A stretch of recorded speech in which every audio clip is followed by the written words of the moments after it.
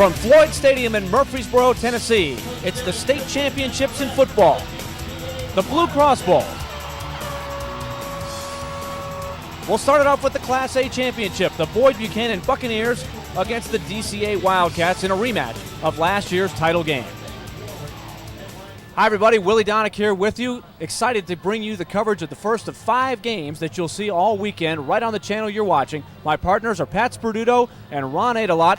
Coach Adelot will be the first man I talk to. He is the coach of the Hillsboro Burros, a part of this championship for the last 3 years, and they won it all last year. Coach, congratulations to that, and I know you know what these coaches and teams are going through. First of all, what goes through the coaches' minds at this point when everybody's heart's beating fast and it's time to play?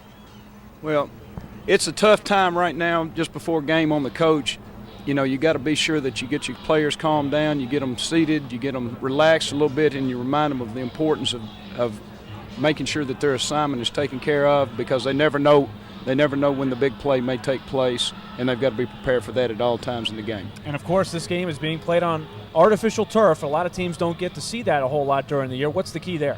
Well, the key is to be sure that you're in the proper footwear, because this turf, being an old type of turf, can get slick, and it has cost teams in the past years, cost them a chance to possibly winning this thing.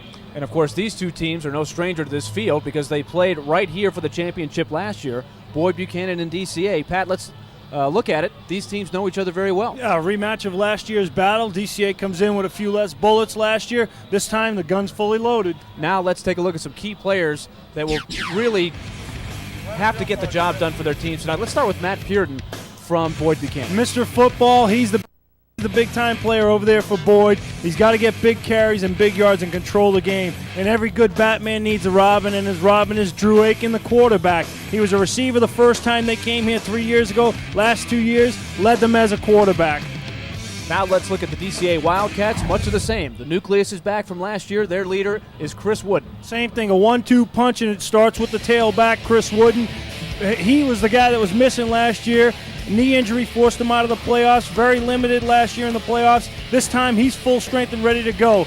The one guy that Coach Aikens fears is this kid right here, number 3. That's Jim Fenwick, the lefty quarterback. He's a senior, very mature, has done a great job of taking his team right back here to the championship. DCA lost 26-3 to Boyd Buchanan last year. This is the rematch. This will be the last game that these two teams play at the 1A level. It's DCA and Boyd Buchanan for all the marbles in the Blue Cross Bowl. We'll have the opening kickoff coming up next.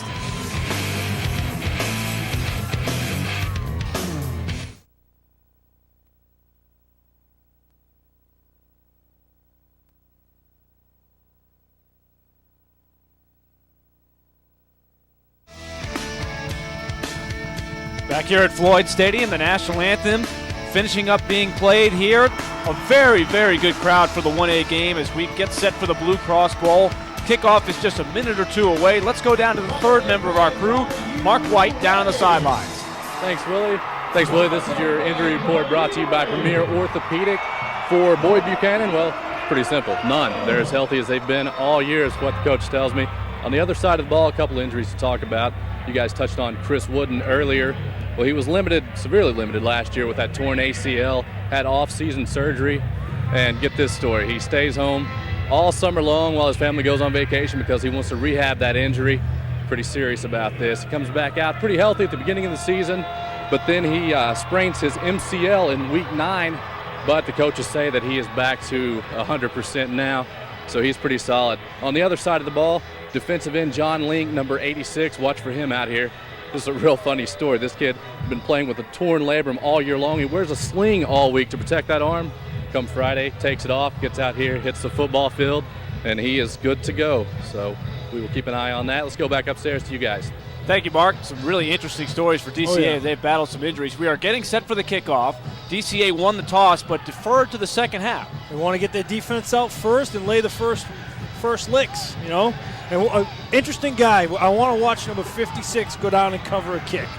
Blake Mundy, I told you earlier, Willie, this kid's special. He's a funny cat. Watch him go down like a madman. He'll take the wedge on, guaranteed. That is John Bevins, you see, getting ready to kick off. There is Matt Pearden Mr. Everything, Mr. Football in the state of Tennessee. He has had a huge year at running back. He's this game's offensive MVP last year, and he will return the kick. The great thing is you're going to see two very similar 1-2 tandems, quarterback, tailback, that will be the big differences in this game. Referees are set to go. We are getting set to get underway. The first of 5 games that you will see. This is going to be very, very exciting. Bevins boots it away. It is a huge kick. Way to the back of the end zone, and they will touch it back, and we'll start from the 20. That almost went through the uprights. That was a great kick. And I watched Mundy run down and cover it. He covered it like it was a short kick. That was like the outfielder that knows the ball's been hit over the wall. He didn't have to bother to go chase it. Matt Pearden did not move for that one. So now Boyd Buchanan will take over offensively. The defending state champions, they won this game last year 26-3. They trailed at halftime 3-0. There you see Weston Perry, who is a bit of a utility man for this team. He's actually the backup quarterback as well. He's split out to start things off. Drew Akins is the quarterback. Matt Pearden is the tailback, and this is his first carry. You're going to see a lot of this tonight. Pearden off to the right-hand side for about 3 yards. Let's look at the starting lineup, and it's brought to you by Wendy's. First, the Buccaneers of Boyd Buchanan coming in at 13-1. Their only loss is to Baylor. A big offensive line. J.C. Klontz, the center, Coach Aiken says, is his most improved player. Now to the skill positions. Matt Pearden is the main man at tailback. Matt Henley is about the unsung hero, they call him. Trip Wingo is the leading receiver outside and actually made the big touchdown catch last year. Second down and about 7. Here's Pearden. He wants to throw it. He's got a man behind the defense, Wingo, and he did not come up with it. Yes, he did. They're going to give him the catch. Very close to the trap. He made a great adjustment to the ball, Pat. A critical play early in the game. It looked like the back judge waved it off, and then the side judge came back in and said it was complete. Let's take a look right here. Nice setup. And watch right there, Willie. He's got the glove off. You see the glove on the field? How about that? Now let's see if he makes this catch. Here's Wingo settling under it and coming back to get it. He got it. And he got the left arm under it, looked like. 34-yard gain, a huge play on the opening drive. So a little trickery, and here comes Pearden back to work on the left side. He gets to about the DCA 40. And speaking of the DCA defense, let's take a look at it. It is brought to you by Wendy's as we take a look at the Wildcats, who are 14-0 on the season. John Link, we told you his story. And then up the middle, Thompson is the Mr. Football. So you actually have Mr. Footballs going head-to-head. There's the linebackers. Ingram is the leading tackler. Austin Garrett, Drew Jackson, and Hall all have big numbers on the interception front. Now Pearden right up the middle. Has room. He has a first down. He's inside the 30 to the 25. And just like we've got, Pearden starts out. He gets a run, comes off the trap, comes back with a toss pass, comes back with another run right there for 15 yards. Chris Wooden had to make the tackle. You're going to see Wooden a lot on the defensive side as well. So Pearden straight up the gut on this one. Watch right here, just up the gut, nice cutback. And then you see Wooden tracking him down from behind. Wooden wants to play defense today because he wants to show that he might have been and should have been a candidate for Mr. Football. Strong statement on the opening drive by the Buccaneers. This one is right up the middle to Matt Henley. You gotta take care of those fullbacks, Willie. I tell you that all the time. You gotta feed those guys. They do all the grunt blocking in there, and right there they feed them with a little handoff. And again, Thompson with the big stop up the gut. Wes Pomeroy helped him out. One of 9 seniors on this DCA defense. You got a slight breeze coming in from this end zone, Willie, so I think they still have to pick up a few more yards before they can kick a nice, easy, comfortable field goal. Drew Akins was a wide receiver. You see his numbers as a quarterback. 2 years ago, he caught a huge touchdown pass late in the game to tie it up. Here's the pitch. Pearden has to reverse his field, gets around the corner, and he makes some positive yards after a play that looked like it was going nowhere. He gets a 3-yard or 2-yard gain off of a 25-yard run right there, Willie.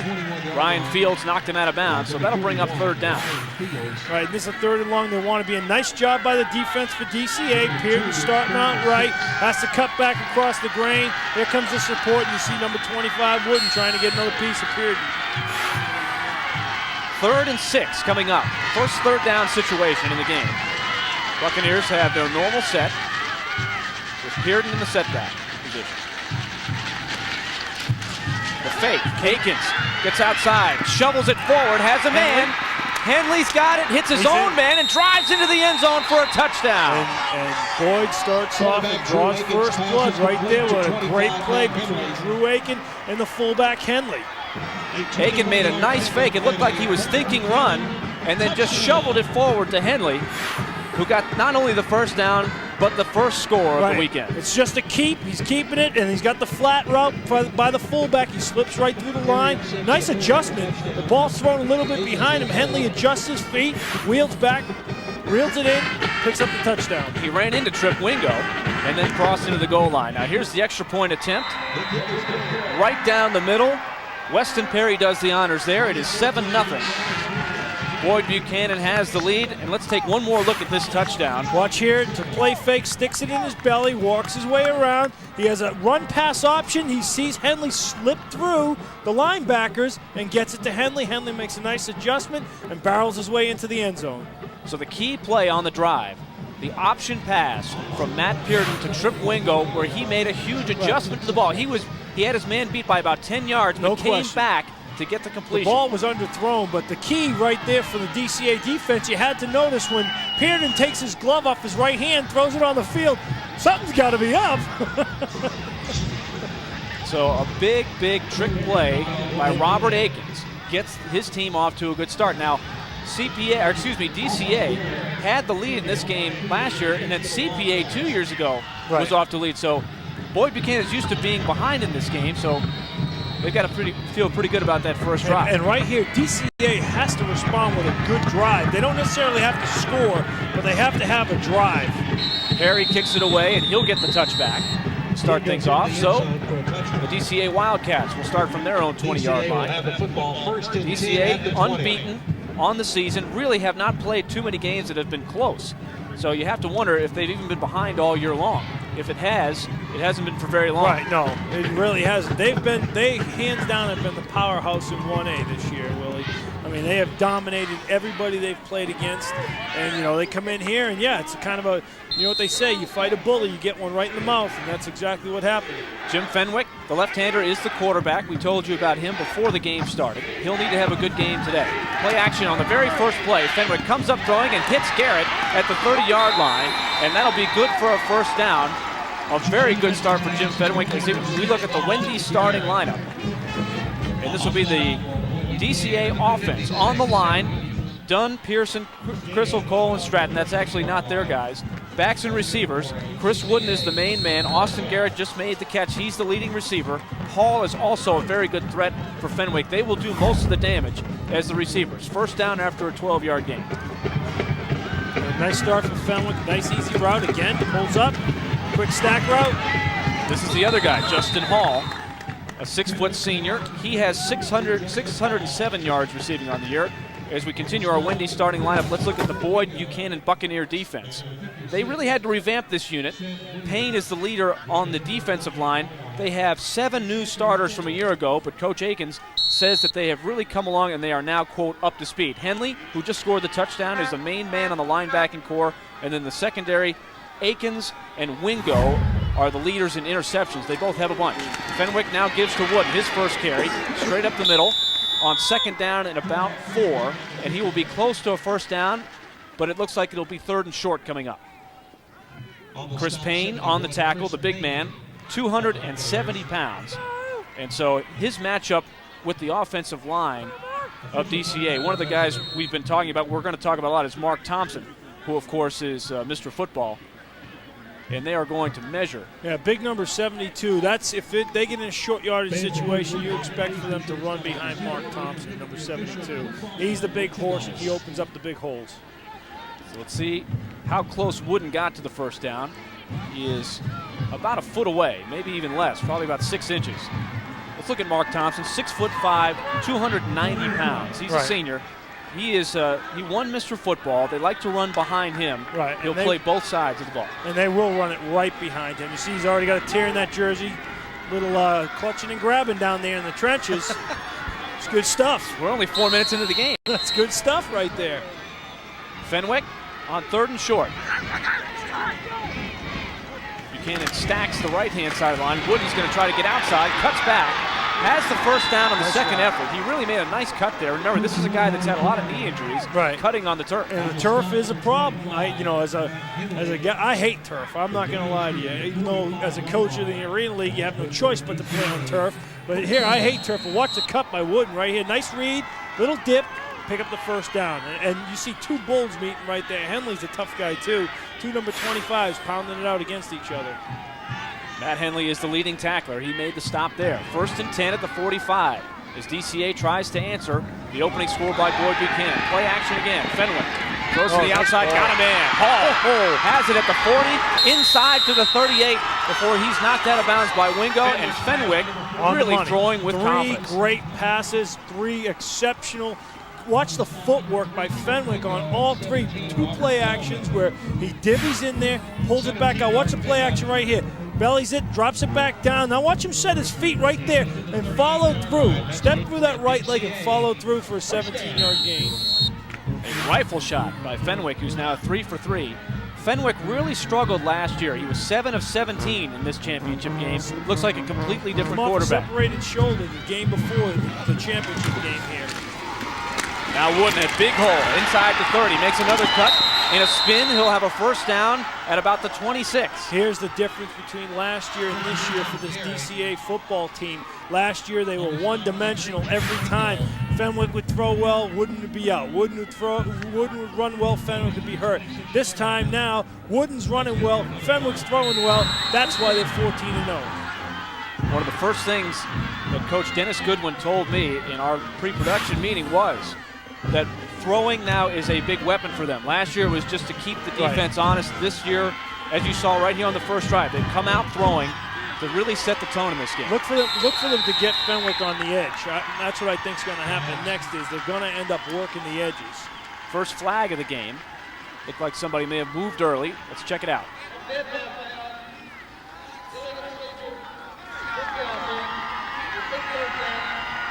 Benny Blackstock makes the call. They'll set the ball back at the 30-yard line.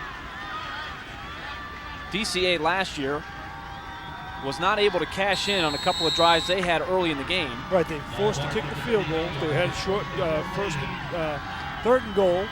Couldn't convert, had to kick the field goal. Fenwick, give to Wooden. Wooden finding some room where there wasn't much. Henley said hello.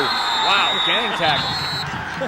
Oh, Henley, I was talking to Coach Akins before the game. He says, this kid here has the heart of a lion. I mean, just look at him fighting right there, fighting. Now he comes in and says, hello, I'm part of this game. He looked like he was completely out of the play initially. He came all the way across and laid some big lumber there. Matt Henley's a tough guy. I'm going to tell you right now. Matt Henley and Blake Mundy are 2 guys I want to see battle all night, and I've seen them battle. Mundy's the center, Henley's the middle linebacker, and they've been matching up a whole bunch so far tonight. This is the 8th play of the drive coming up. 2nd down and 12.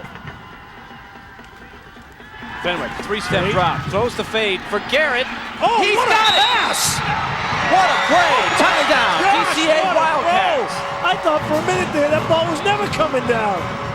A 28-yard score. Austin Garrett got behind the defense and hauled it in. Willie, the first thing you talk about when you have a young quarterback is, can he throw the ball down the chimney? What does that mean, throw the ball down the chimney, you ask? I'm going to tell you. It means being able to throw this route right here where you drop it straight down over the defender and into your receiver's hands. That was about as perfect a pass as I have seen out of a high school kid. He beat Trip Wingo. Those two are going to be going head-to-head on both sides of the ball all day. The extra point is low, hits the crossbar, and goes over. So John Bevins gets the bounce, and we are tied at 7. A great start to this 1A Blue Cross Bowl Championship for 2004. 5:49 to go in the first. Don't go away.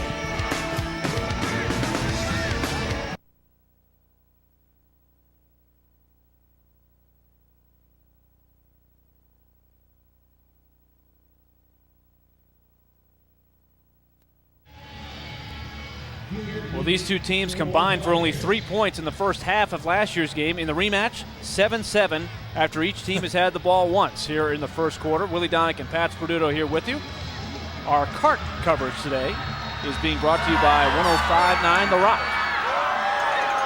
And there's our brand new camera this year. On the cart. Different angle. Excellent angle.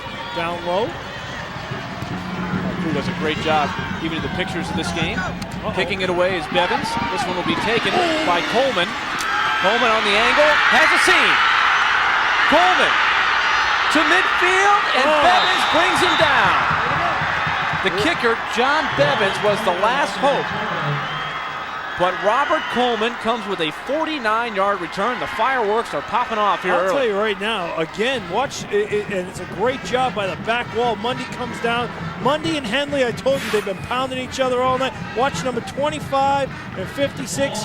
They battle, and off he goes. Like you said, nonstop, 49 yards. A great, great return. Bevins just hung on to that jersey and was able to get him down from behind. And Coleman's going to be a pretty good football player. So the ball is just past midfield as Drew Akins goes to work. There's the fake and the pitch. Pearson is hit in the backfield. Nice. A big play by Drew Jackson came shooting into the backfield to cause the loss. I'll tell you right now, what a great job by the DCA defense. It starts with the end. He's got the quarterback, and he takes him. The corner comes up, he's run support, and he takes him for a loss of 5. Drew Jackson is the leading tackler for this Wildcat club. He also has 8 interceptions. He has had a huge year. That whole secondary has had an exceptional year. Those 4 guys have gone out and made big play after big play.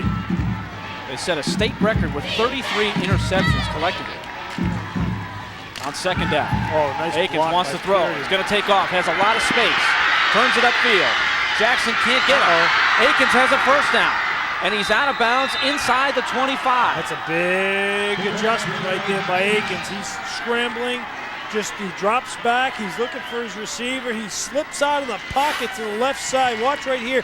Somebody's got to have contain on this left side. It's number 54 right there for DCA. That's Pomeroy. He's got to contain it, and then the chase is on. You can't catch him. 31 yards later, it's a first down for Boyd. Akins is the second leading rusher to Pearden, and he has had 576 yards running in the regular season, added 384 in the postseason. Now Pearden is tripped up from behind. A good play by Justin Hall to save a big, big game. That's what you call a shoestring tackle, literally. But all the attention will be on Pearden, as it should. The guy has had phenomenal stats, which we'll talk about throughout the night. But Akins has averaged almost 100 yards on the ground as a quarterback in the playoffs. He's just a well-rounded. Coach calls him. It's like having another coach on the field, and it's true. And now DCA hunkers down and gets a big stop on second and short. Henley had that one up the middle. Josh Fields came up with a tackle there. There's a big third down right here. It's third and about 2, did you say, Willie? We'll call it 3rd and 2. The first third down situation faced by the Buccaneers. They got a touchdown. Yeah, that's right. First time they run that little rollout and dumped it back to Henley. And now let's see what he does here. Look for some sort of the option. Aiken gives to Pearson right up the middle. And he is hit hard by Wooden. And it looks like he may be short of the first down. Oh, yeah. If it's the line judge right here at the bottom, he's still 2 yards short. In fact, didn't gain anything on it. It'll be 4th and 2. And take a look right here. It's just a base dive right behind the fullback. Pearson cuts off a little trap play right there where the guard pulls over the top of the center too, but nice job. Wooden gets a stick in the hole. And give credit to Daniel Winningham as well. The sophomore came over to stop the initial progress, and then Wooden finished him off. 4th down and 2. They'll go for it. Option again, you think? Well, they've only kicked 2 field goals all year, so they're used to going for it on 4th down, and Akins wants the timeout. Buchanan. So Drew Akins will go over and talk to his father, the coach, Robert Akins. And one thing that Robert said about Drew, like I said, it's like having another coach on the field. 2:54 to go here in the first. Big 4th down coming up when we return. We're tied at 7.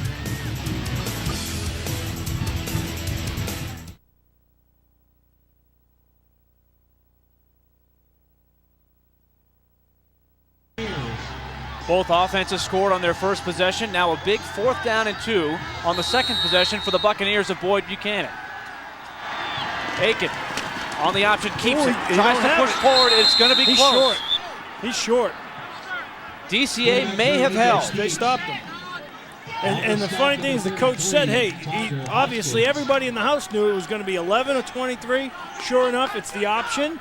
He bellies behind the fullback and tries to stuff himself up in there. It looks like he's well short, Pat. Take a look right here. Watch here, bellies up right behind the fullback because he sees the end's going to end the play right there if he continues down the line. Nice job by the big Mr. Football 72 Thompson. Not even close. I'm not even sure why they measured it. We talked about it, him offensively, when they go to short yardage, they'll go behind him. Hey, defensively, Thompson steps up. That's why he was Mr. Football, no question. Big time play right there by the big defensive tackle. A gigantic stop for the Wildcats after it looked like Boyd Buchanan once again was moving down the field at ease. And now we'll see if DCA can take command right here. Fenwick is hot. He's 4 for 4 with a touchdown pass. Now he gives to Wooden. Chris Wooden cutting back up the field, and he's short of the 20-yard line, but a good gain on first down. Well, I expect to see more of this. I think that was just a way for them to change the pace of the game by starting out with Fenwick. Coach Goodwin, he's going to run the ball. He knows where the bread is buttered, and it's buttered with Chris Wooden, the big tailback. We'll give Wooden 4, 2nd and 6. There is Dennis Goodwin on the year 14-0, on the career 115-35. Not bad. In motion is the tight end Reagan Ingram. 2nd and 6, Fenwick. The short drop to throw the outside, and he's got his man. Moving up the field is Ryan Fields. He has a first down, and DCA continues to slice and dice through the air. It surprises me a little bit. It doesn't surprise me how good this kid is. It more surprises me how much confidence they must have in him. I mean, he's a good quarterback, and I knew that last year. He just came in with a bad shoulder. This year, he has taken command, and he's just so loosey-goosey. He goes out there and makes throws like that. 5 for 5, great start. Look for them to come back to Wood. Robert Coleman made the stop, but not before the first down for DCA. We'll see if that swings the momentum, that stop on 4th down.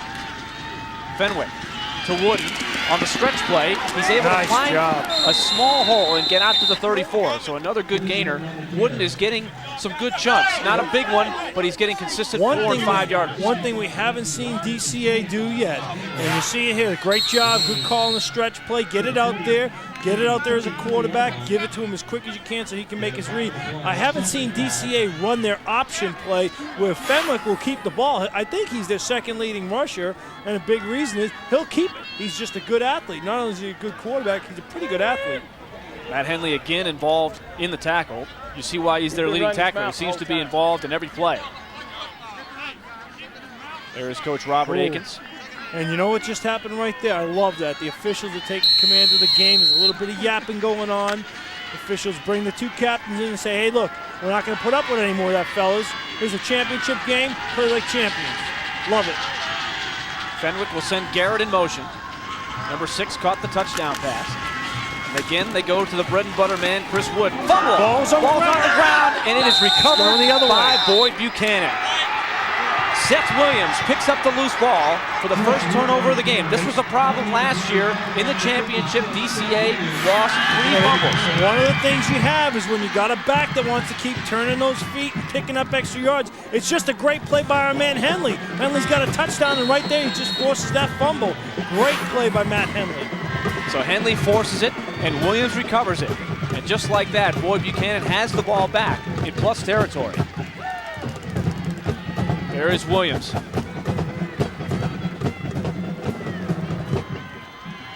166-pound senior. Coming up with a loose one. Now they go back to the bread and butter man, Pearton. I'll tell you right now. He is stacked up. DCA looks like they have adjusted. You know what? Their defense has adjusted. It's a great point right there, Willie, by you. You said it best. They've adjusted. They're a little bit on their pegs, kind of staggered. This time they hunker down and make some big plays. Tiger Hoskins makes the tackle. Good job right there. And then they hold him up. Here comes the troops. Nice job. You got to love when you see 7, 8, 9 blue jerseys around it. You saw a good tackle there. That's the perfect form tackle when you're able to wrap up and almost lift the player off of the turf. It looks like it's number 42, Hall. Justin Hall, the senior cornerback, down. That would be a huge loss for DCA. He is a starting corner with 4 interceptions. Also on the offensive end, he's the second leading receiver with 7 touchdown catches. So this is not good news for DCA, and that's the key with a lot of these teams, Pat. The 1A a lot of guys have play both ways. Absolutely. You're exactly right, Willie. And you're going right on the same subject I was about to talk about. These two coaches have done an exceptional job. Let's take a look and see. It's 42 coming in from the right-hand side. He's getting in. Oh, gee. Looked like he just got it twisted. He got stuck in the turf, and we'll hope he's okay.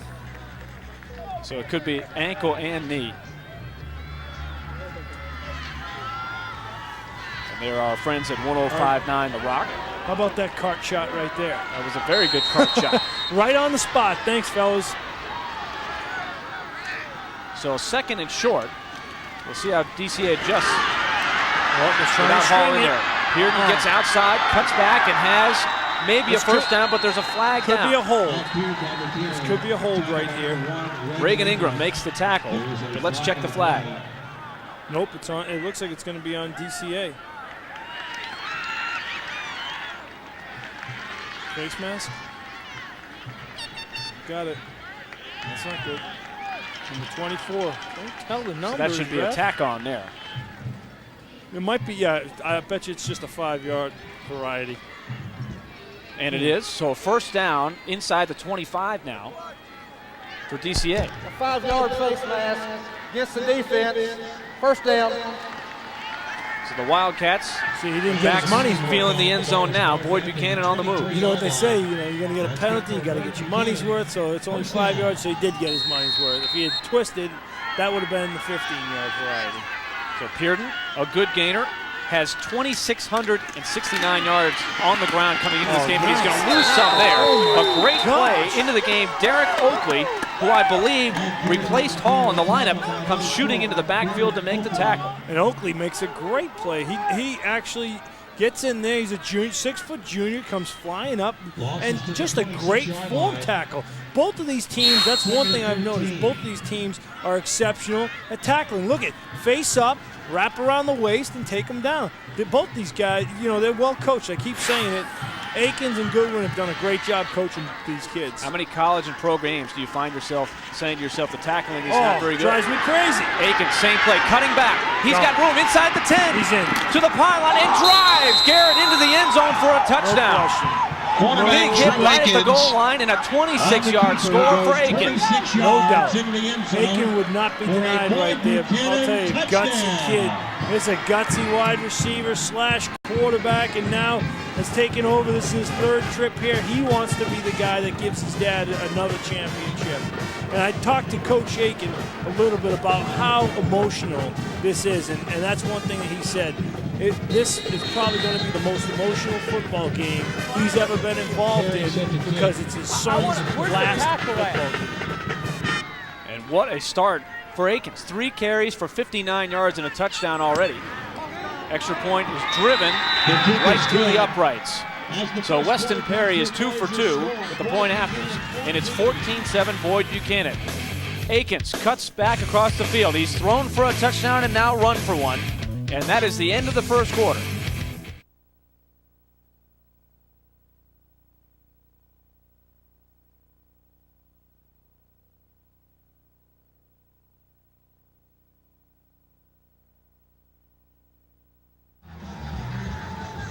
So after the Chris Wooden fumble, a 4-play, 38-yard drive, it took just a minute 17. Drew Akins, the man you see, gets the 26-yard touchdown run. We'll look at it in just a moment. 14-7 Boyd Buchanan. The kick is away. And it'll be an automatic touchback. Remember, that's the rule in high school. Right. In the end zone, that's all she wrote. Ryan Fields was in the end zone. Let's look at the touchdown once again, Pat. It's pretty impressive. Aiken, like I said, I was telling you at the break, it's kind of like a one-man route. Right there, he just scrambled. He's off on his own. All 3 of his runs have been predominantly scrambles. Well, he's had 2. He's had one to the left side and now one to the right, where he's rolled one way and then seen the open space and went for it. And just watch him here. He was not going to be denied. He said, hey, look, this is championship time. I'm going to run him over. I'm not just going to get in. I'm going to get in for sure.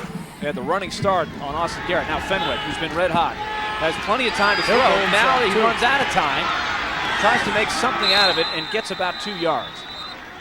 Robert Coleman came up to make the stop. Good job of coverage by Boyd Buchanan. They locked up the #1 option, which was the little stack route. They jumped that route, and then there's a curl inside of that, and they jumped that one. Nothing's over the top. Look for them to come back over the top eventually. So Fenwick goes over all the way to the sideline to get the play up. And I don't like that. I noticed they came back to this. They kind of went away from it a little bit earlier in the year. They're doing it again where he runs all the way to the sideline. Not a big fan of that. Now Fenwick checks with the sideline again. He may be changing the play on 2nd down and 8. Draw play. And breaking tackles and getting extra yards is Taylor Acker. Tyler Acker down the sideline has a 1st down and more at the 45. So Acker, just a sophomore, with 3 touchdowns on the year, breaks one for 23. Acker and Fields have been a great change up to Wooden. Wooden's been so special. Everybody knows that for DCA. But Fields and Acker have been a great change up in the backfield where it gives another look and another dimension. And right there, Acker picks up, nice little chunk of change right there. Daniel Atchley was 23. the man that pushed him out. So Acker will stay in the game. Wooden will get a little breather. Option? No. Maybe. Ingram in motion. 1st down at the 45. Play fake. Fenwick the lefty. Sidesteps one tackle. Doing a great job. Finding room, and again is nailed right at the line of scrimmage, but does get positive yardage when it easily could have been a sack. What have I told you? Can't go broke taking a profit. Fenwick with some happy feet there, doing a good job before Jason Davis was able to take him down. A great job of pressure by the Boyd Buchanan defense. The big man up front getting enough pressure on him that he's got to dance and find a seam and try to make something out of nothing. Well, one thing's for sure, they are definitely more conscious about the pass, and we'll see if that helps DCA's running attack. Right. Fenwick still has yet to throw an incomplete pass. He's 5 for 5. 73 yards to the air. 2nd and 9 after the gain of 1. Another draw to Acker. This time he's hit right in the hole. Davis slowed him down. A second effort gets a couple of more yards before Williams comes in there to finish him off. A great job by the defensive front of Boyd Buchanan. Payne and Roberts, watch them stuff it up. Big Thompson's coming across on a little trap. He's got nobody to hit. Nice job of filling in by number 51, Davis. He makes the initial hit. Counter. Tuck it away. 51 makes the first hit. Davis, and then they come in and clean it up with Williams. Timeout, DCA. Timeout has been called by DCA. This brings up a pretty good 9.5 minutes to go. Big 3rd down coming up. And we'll take a break as Dennis Goodwin will come out and talk to his team. A couple of guys banged up for the Wildcats. They're down by 7. Who's getting the back? No, he's getting the play side.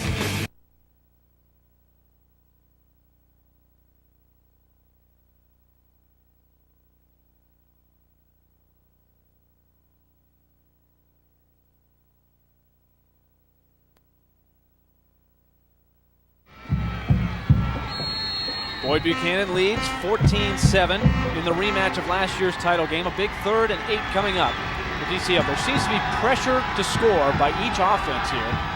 DCA has answered each time they've been called upon. Let's see if they can do it again. Long count. Fenwick on the roll. Hits again. He's going to have to throw back across his body. Oh my gosh. And he's able to escape one man, but he will be well short of the 1st down. Right. Coming from behind was Jason Davis. Looked like he was going to get the sack. One thing they're doing is as soon as they see the play action, the Mike linebacker, the middle linebacker will blitz immediately. Watch right here. They see the play action. Watch. Here comes 51 right up the gut. That's Davis. He knows right now. Keep tracking him, keep trailing him. Make the play. Big play again by Davis. Cleaned up by Williams once again. 2 linebackers, Williams and Davis, having a pretty good game. And Henley, we know, is always having a good game. Daniel Winningham will be in punt formation. If they choose to punt it, this will be the first punt of the game. Good snap. Winningham angles it towards the sideline. And letting it bounce is Weston Perry. And they'll mark it down at the 26. And we've got all kinds of yelling from the sideline. Coach Goodwin saying that's a clip, and you know what? He's accurate. It is a clip. And they're going to throw it right now. And a very late flag. You wonder if the DCA coaching staff was able to talk him into it. Well, it's a good call, actually. I think they were debating whether the man who downs it can be clipped.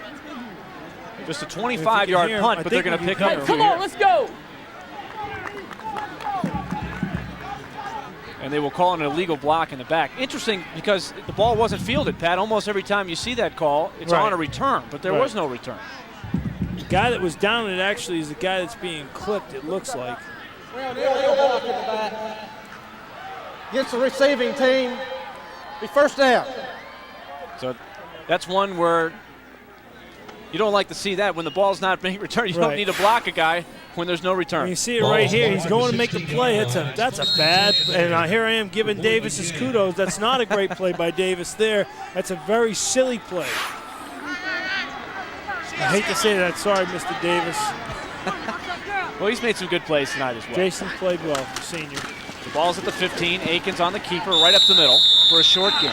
And really the sad part, if you're DCA, you really haven't played bad defensively. You've given up big plays off the cuff by Drew Aiken. And if you're Boyd, you've played okay, but you've made big plays. And that's, Coach Adelot said it best. You just hope that your big players make big plays at key times. And sure enough, right now, Boyd's making those big plays. Gain of 3 after Josh Drummond made the tackle. 2nd down and 7. A lot of shifting by the DCA defense.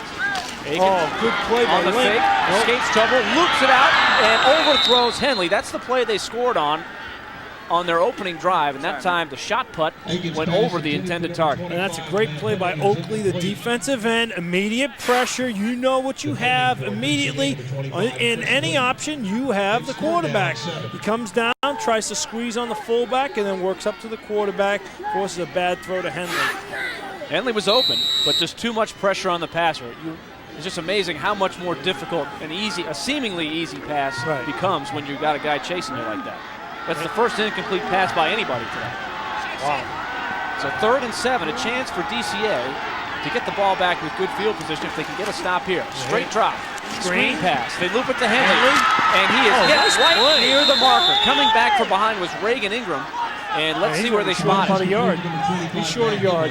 But again, nice developing play by Boyd Buchanan. They know that the DCA is trying to get some pressure. It's a 4th and a yard.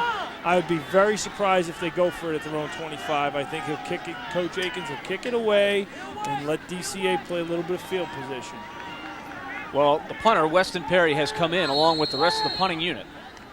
So it looks like Coach Robert Aikens has decided not to take the gamble on his own 25. I wouldn't. With 7 minutes to go in the first half, you're up by 7. That's foolish, and he knows that, and he's a smart football coach, and that's why he's punting the ball away. Good snap. Perry boots it. Austin Garrett calls for the fair catch and will not field it. It's a big roll. Holy moly. Look at this Great roll all the way inside the 20. Coleman will down it. And so a big punt, 56 yards and no return. A huge play. Monstrous kick right there. Big change of field position right there. And that's why it was a good choice to punt the football away. Robert Aikens brought his team from Chattanooga this morning. They were not here in a hotel or anything. It's not like college football. They took the road trip. They left at about 9:30 this morning, stopped in Manchester to eat, and then came on over to Murfreesboro, hung out with a lot of their fans, cool mates, got together, and then walked the turf a couple hours ago, and you were down there, Pat. He's a special guy. He's got a couple good stories with him, and I'll tell you right after this play. So Fenwick goes to work. His team trailing by 7. Wooden back in there. And he is met by Henley right in the hole. Henley's had a whale of a game, and Coach Aikens said before the game, of all the kids, all those seniors, this kid's a special kid. He really is. He's just a football player. He loves the game. Watch the read by the strong side linebacker. Step up, fill, wrap, tackle. Good job by Henley. He's a good football player. And Coach Aikens was right. He's a special guy. One thing that I want to tell you, when Boyd Buchanan, the program started, the school started, they hired a president. His name was Robert Aikens. He calls Ronnie Carter from the TSSAA looking for coaching candidates for the Boyd Buchanan football team. We'll let you run the play and then I'll finish the story. Fenwick with the fake. Looking deep. now throwing back short, and it is incomplete. It came up just a little bit short of Ryan Fields, and Excellent. that's the first incomplete pass for Fenwick. Excellent coverage, too. But, well, he calls Ronnie Carter. He asks him a couple different coaches, what do you think of this guy? What do you think of that guy? And Ronnie Carter says, hey, why don't you coach it the first year and see how it goes, and then, maybe you'll find a coach next year. Sure enough, Coach Akins decides, yeah, I'll coach it. They go, what was it, 9-1 first year? And ever since, he's been here. And this is game number 300 for Coach Robert Akins. So as you can see, he has built a very, very good program. 3rd and 8, Fenwick from the shotgun. Going to keep it. And he is net well short of the first down. Well-read play by the defense of the Buccaneers. That's a great job. The linebackers, I'm giving all of them the credit, Davis and Williams and Henley, but give some credit to the big boys up front. Roberts and Welch and Payne and Cook. And don't forget number 70 right there, who just was involved in that. Josh McIntyre, who's come over from the offensive side. A pretty hard hit on Fenwick, and he's a little bit sluggish as he gets back to the sideline. So now, after a lot of fireworks early in the half, we've got 3 straight punts. Here's Winningham. Bit of a high snap, but no rush. He drives this one. Perry makes the catch at the 40, and he is tackled immediately by Jackson. And Mundy came flying in there trying to get the ball loose. That's and Perry did a good job to hang on. 37 yards on the punt. You gotta love him. Henley, Mundy. I'm gonna take those guys on my team. And so we'll have a timeout. 14-7, Boyd Buchanan with the lead here. And they will have the ball in good field position when we come back. The game has settled down, but we've got a good one on our hands tonight on the campus of Middle Tennessee.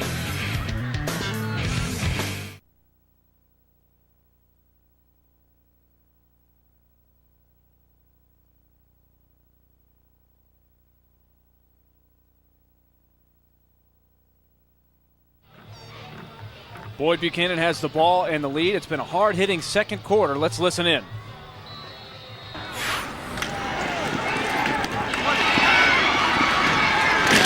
That's what I'm talking about. That's what I'm talking. A little bit of rock'em sock'em. Jackson was hanging on to the ankle, and Mundy finished him off. Mundy. And here's my other guy. Here's the pitch. Pearden has room, and he has first down yardage, it appears, before Jackson pushes him out of bounds. If Pearden gets on an island out there like that, there's going to be trouble every single time. That kid on an island is devastating. Watch right here, belly, pitch it out.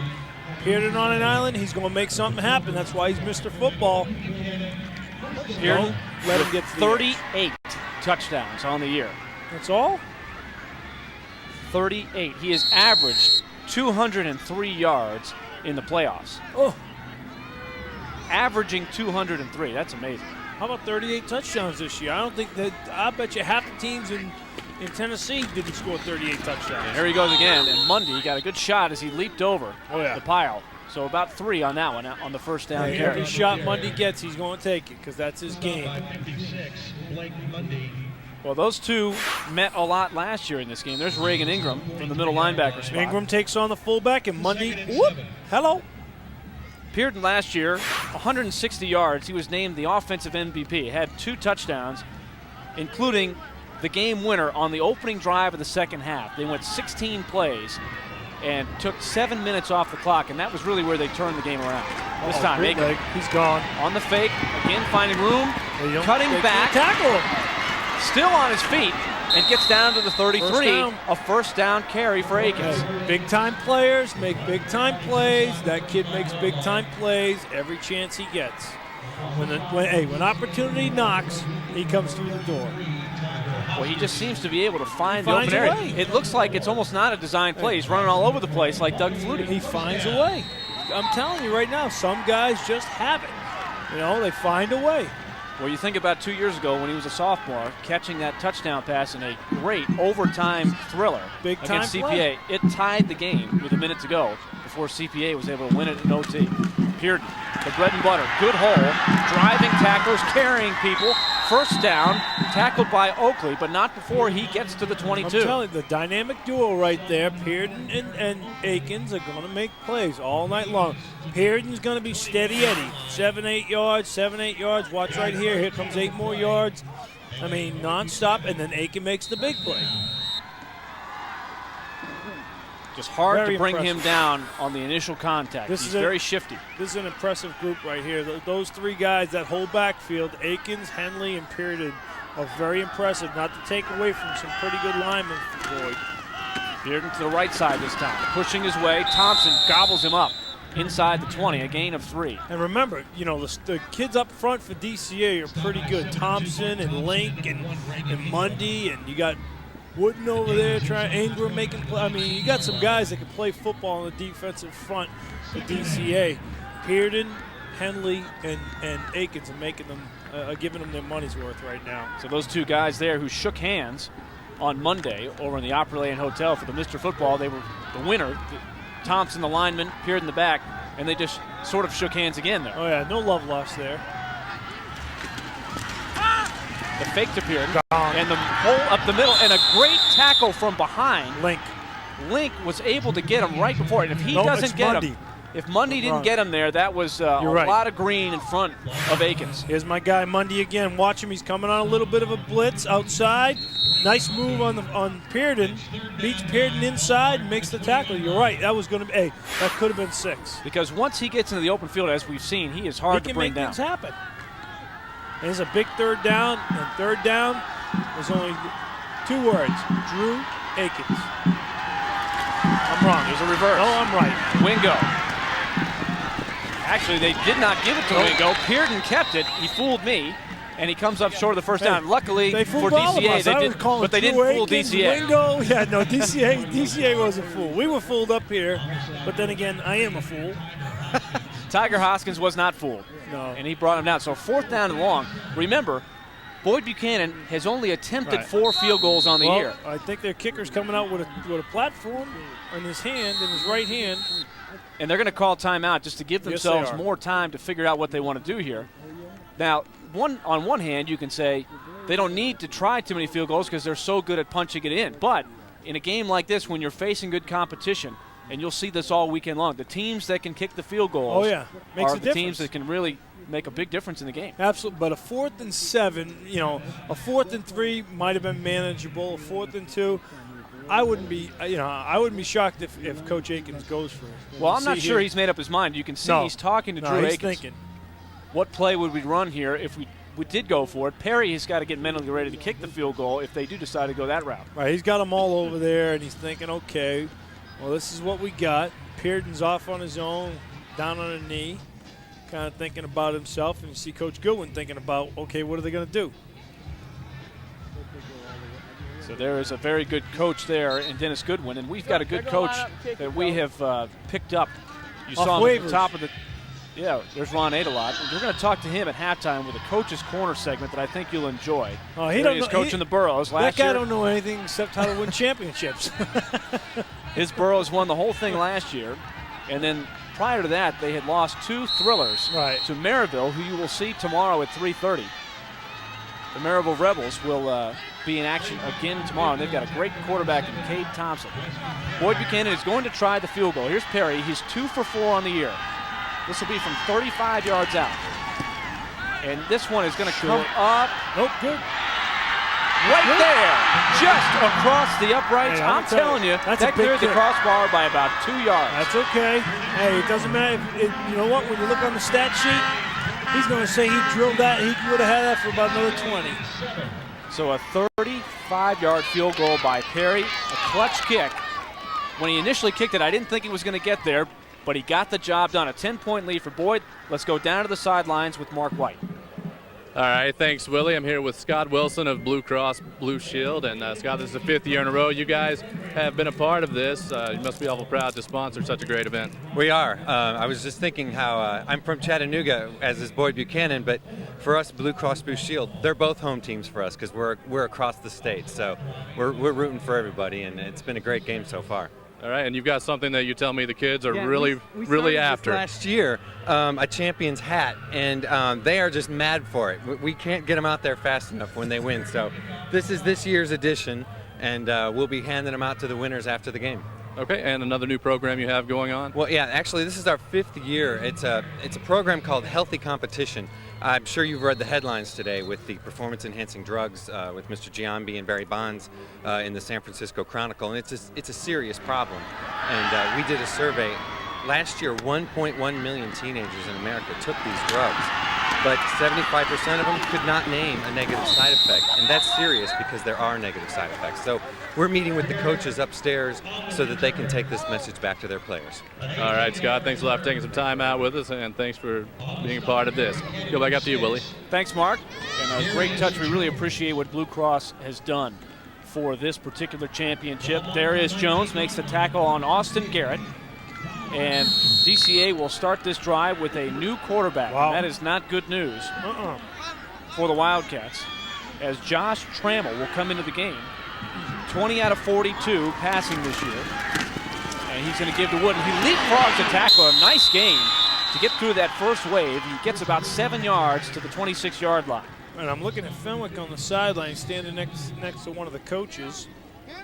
You know, he doesn't look like he's in a ton of pain, but he might be. And we know Fenwick Hall is standing out. up the field about 15 yards from the line of scrimmage. He doesn't look like he's receiving any treatment at this point, but he got shaken up on that last keeper.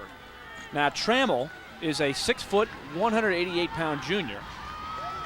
And he does have some action this year. He's thrown 4 touchdown passes and no interceptions. He gives to Wooden. Wooden trying to string it out, turns the corner, and has the first down at the 30. And now they got to hurry. They have to hurry up a little bit. I don't think they have time to go over to the sideline, get the play, and bring it back. I mean, they need to quicken it up just a hair. So with the pair of carries, Wooden now up to 48 yards here in the first half. But with 1:53 to go, they do have to think in terms of moving it up. Oh, there you go. Great job by our camera guys. There's Fenwick. You wonder if he'll be able to bounce back and maybe get in there in the second half. Remember, he's a lefty. Trammell's going to throw it in the meantime. Looking down the field, and very good coverage by Akins. And they wanted interference. The coaching staff on the near sideline for DCA thought he was riding the receiver out of bounds, Ryan Fields. But Akins is right there. Now, this is going to be tight. Watch and see how much contact there is. Watch Akins in his pocket. Great job. Stay on that hip, stay on that hip, stay on that hip. Watch those hands. The hands go up, you go up. Good job. What great, I mean, that's a coach's son right there, without question. It looked like he might have gotten the elbow down there just a little bit. All you offensive guys, you want to see 107 to 193. Come on, will you? I saw what Good they saw on the defense. sideline. Yeah, I didn't think it warranted a flag, though. Of course he did. The draw. Wooden, big hole up the middle. Can he make it? Oh, a great stop there. By Henley. Wow. That could have gone to the house right there. Boy, but again, they got to had hurry one up. more guy to beat. Minute 22 to go. They'll have 3rd and 2 coming up. Here's the play coming in from the side. Nice Watch, job look at all by that the green. guard. Oh, and then just keep Seth going. Williams was the one that made the play. All right, Williams made the first play. Henley cleaned it up. 3rd and 2. Wooden has the first down. Spins away from Atchley, and he gets slingshot towards the midfield stripe. He's down at the 49. They're going to have to hurry. There's a minute 2. They'll move the chains, so the clock is stopped with a minute 2. Gain of 11 on Wooden on the 3rd down and 2 pickup. And I'm looking on the sidelines, and Hall, poor Hall, he's got his helmet on. He's on crutches. Fenwick's got ice on his hip. That's not a good thing. Trammell quickly to the sideline, looking for Garrett. That's a tough throw right there. Good coverage by Atkins again. So meanwhile, on the Boyd sideline, got some work being done over there. Coming up at halftime, the Play It Again Sports halftime show with some first half stats and highlights. And of course, we mentioned Ron Adelot will be joining us with the Coach's Corner. He'll pick out a couple of plays and break them down. We've had some, we have great sponsors, Willie. I really appreciate all they've done for us. Play It Again Sports, and Electronics Express, and 105.9. Here's Trammell, another lefty, loops it down the middle. Garrett tries to make the catch. He got it! And he comes up with it at the 15. You might want to use a timeout here before. Well, now you got time to set up and run a play now. What an amazing catch by Austin Garrett. He caught the touchdown earlier, and he gets 37 more here. What's the adjustment right here by Garrett? He sees the ball's a little bit thrown over his opposite shoulder. What a Great catch. adjustment. He had guys on either side of him, but he comes down with it. Awesome What an adjustment. And good. It's really good coverage. Wooden gets away from one, but not two. It's time to use your timeouts, Coach. 39 seconds. Baby. DCA has 2 timeouts left, and they will use one here with 36 seconds. John Welch, make it Joe Welch, in the backfield. Just busting up the play, and then John Davis was the one, make it Jason Davis. I'm getting first names wrong on this play. Davis made the tackle. That's why I don't even say the first name. I just say Davis and Williams and Henley. So that was a big loss of 6. And now at the 22, right, they need probably a few more yards to be in sure field goal range. Now, for DCA's kicking game, John Bevins is 6 of 9 on the year, so they've tried a few more field goals. We saw the extra point he kicked. He hit the crossbar, went over, but 10 years from now, that went right through the uprights. He's not going to say, "Yeah, I kicked an extra point right through the uprights." Well, he may have to kick another one here pretty soon. We'll see what they can come up with. They have a timeout left and 36 seconds, so and I'm they can still use the running game. I said it earlier, losing Hall and losing Fenwick, those are 2 big losses. Well, Austin Garrett came up with a huge catch to put DCA in business here. Now Fumble. And a good job by Trammell to make something happen. And now it's 3rd down. You got to hurry up and run a play. 29, 28, 27.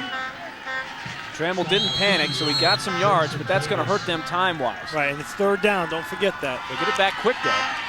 They try to run a slant. Davis makes a big play again, and now they're going to have to use their other timeout. Now they'll have to call their last timeout. 10 seconds. Clock's still running. Still running. And they will call the timeout with 4 seconds. Now the good news is they're in the middle of the field, so this will give them a chance to kick straight away. So Bevins will jog onto the field. It's probably going to be about 39 yards, somewhere around 39 yards this attempt. So let's give Josh Trammell a little credit coming off the bench. Hey. Ice cold. He got him down there in field goal range. Well, it'll be a big question whether Fenwick can come out and play the second half. And the first thing Coach Aikens said, he was worried about that guy. Well, if he ain't out there, he doesn't have to worry about him.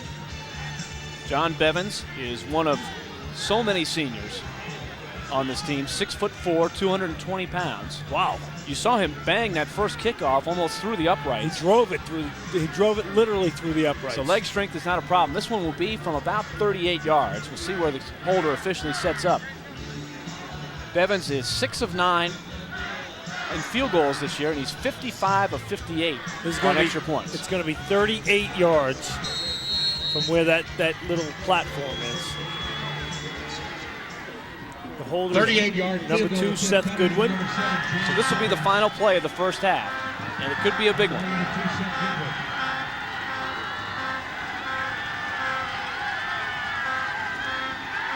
And it's blocked. Guess by who? Aikens. Drew Aikens blocked it from the side. And they're going to score. And now actually is going to try to score. And he's still on his feet. He's going to score. Actually, at the end of the half, is going to outrun the coverage and score. What a play. Daniel actually did not even initially run. He just waited and then went. And you see right there, father-son, big hug. Aikens makes the block and actually picks it up and scampers down the distance. A huge turn of events at the end of the first half. Drew Aikens blocked the field goal, and then Daniel Ashley runs at 79 yards for the score. Ashley made a big play in last year's championship game on a touchdown catch. Let's take a look. This is Coach Aikens. Look at this. The block. Yes, great job, fellas. Go. Go. Hey, go. Stop. No. Go down. No, go down. No, run! Oh, run! He was telling him, go down, go! He knows. He's looking for his son. Great job. And now, just like any coach, tries to keep his cool and says, we're going for one. Yeah, we're going for, that's what he was saying. We're going for one. People looking at home saying, we're number one. No, he was saying we're going for one. It always kicks in for any coach. Are we going for 1 or 2? As Perry adds the 1. And a huge momentum turn at the end of the half. DCA could have pulled to within 7. Instead, they're down by 17, 24-7. And the Buccaneer fans are on their feet. as their Wow. team heads to the locker room. Without question. That was a big turnover, a monumental turnover, because at one point DCA was sitting there, okay, we can go down by 1 score and we get the ball the second half, and instead you're down by 3 scores. So Drew Akins, 70 yards rushing in the first half and a touchdown. He threw a touchdown pass, blocked a field goal, and Made broke a big up a defensive pass. play. Hey, He has done it all. what did I tell you? Hey, it's your last game. Big-time players make the big-time plays, and that's one right there. So statistically, Ladies when we and look at the gentlemen, stats a little bit later, you'll see that it's not that lopsided. But on the scoreboard, 24-7, a gigantic switch. Our halftime activities are coming up. Stay tuned.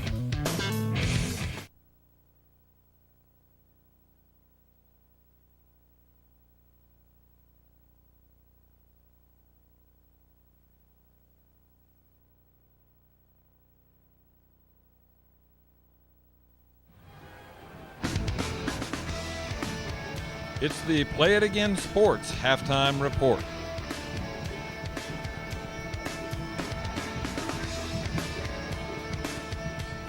It's halftime of the 1A TSSAA State Championship football game, the Blue Cross Bowl here in Murfreesboro, Tennessee. Quite a surprise here as Boyd Buchanan and Donaldson Christian Academy figured to be pretty even in the contest going in, but a couple of big plays has really put the thing in Boyd Buchanan's favor. Ron Adelot, the head football coach at Hillsboro High School in Nashville, 4A state champions last year, joining us here at halftime. And Ron, some big plays, especially on special teams, have made a big difference for Boyd Buchanan thus far.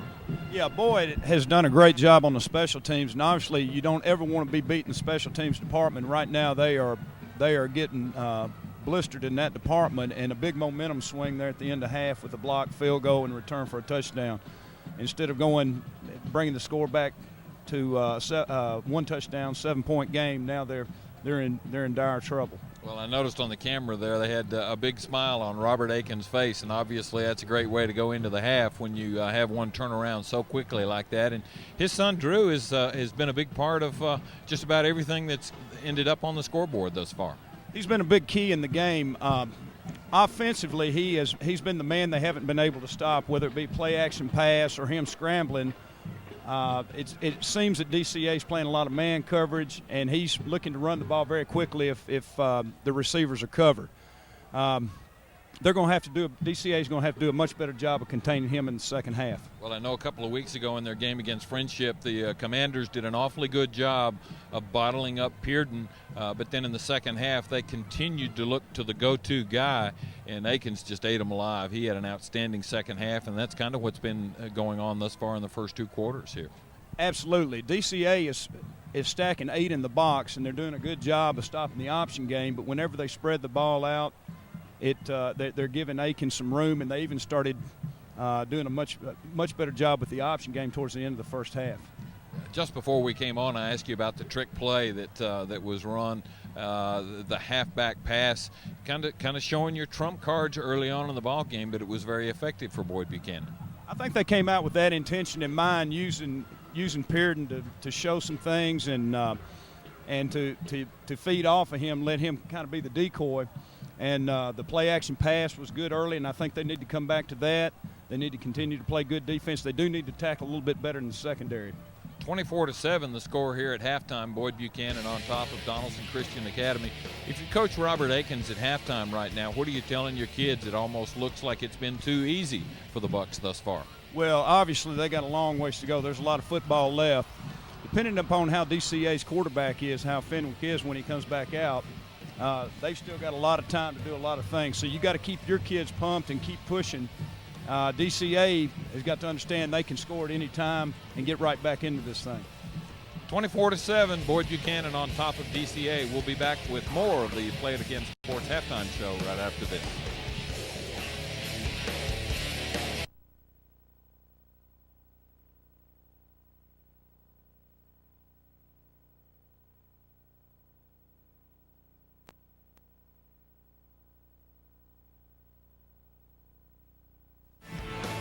We're on the campus of MTSU in Murfreesboro.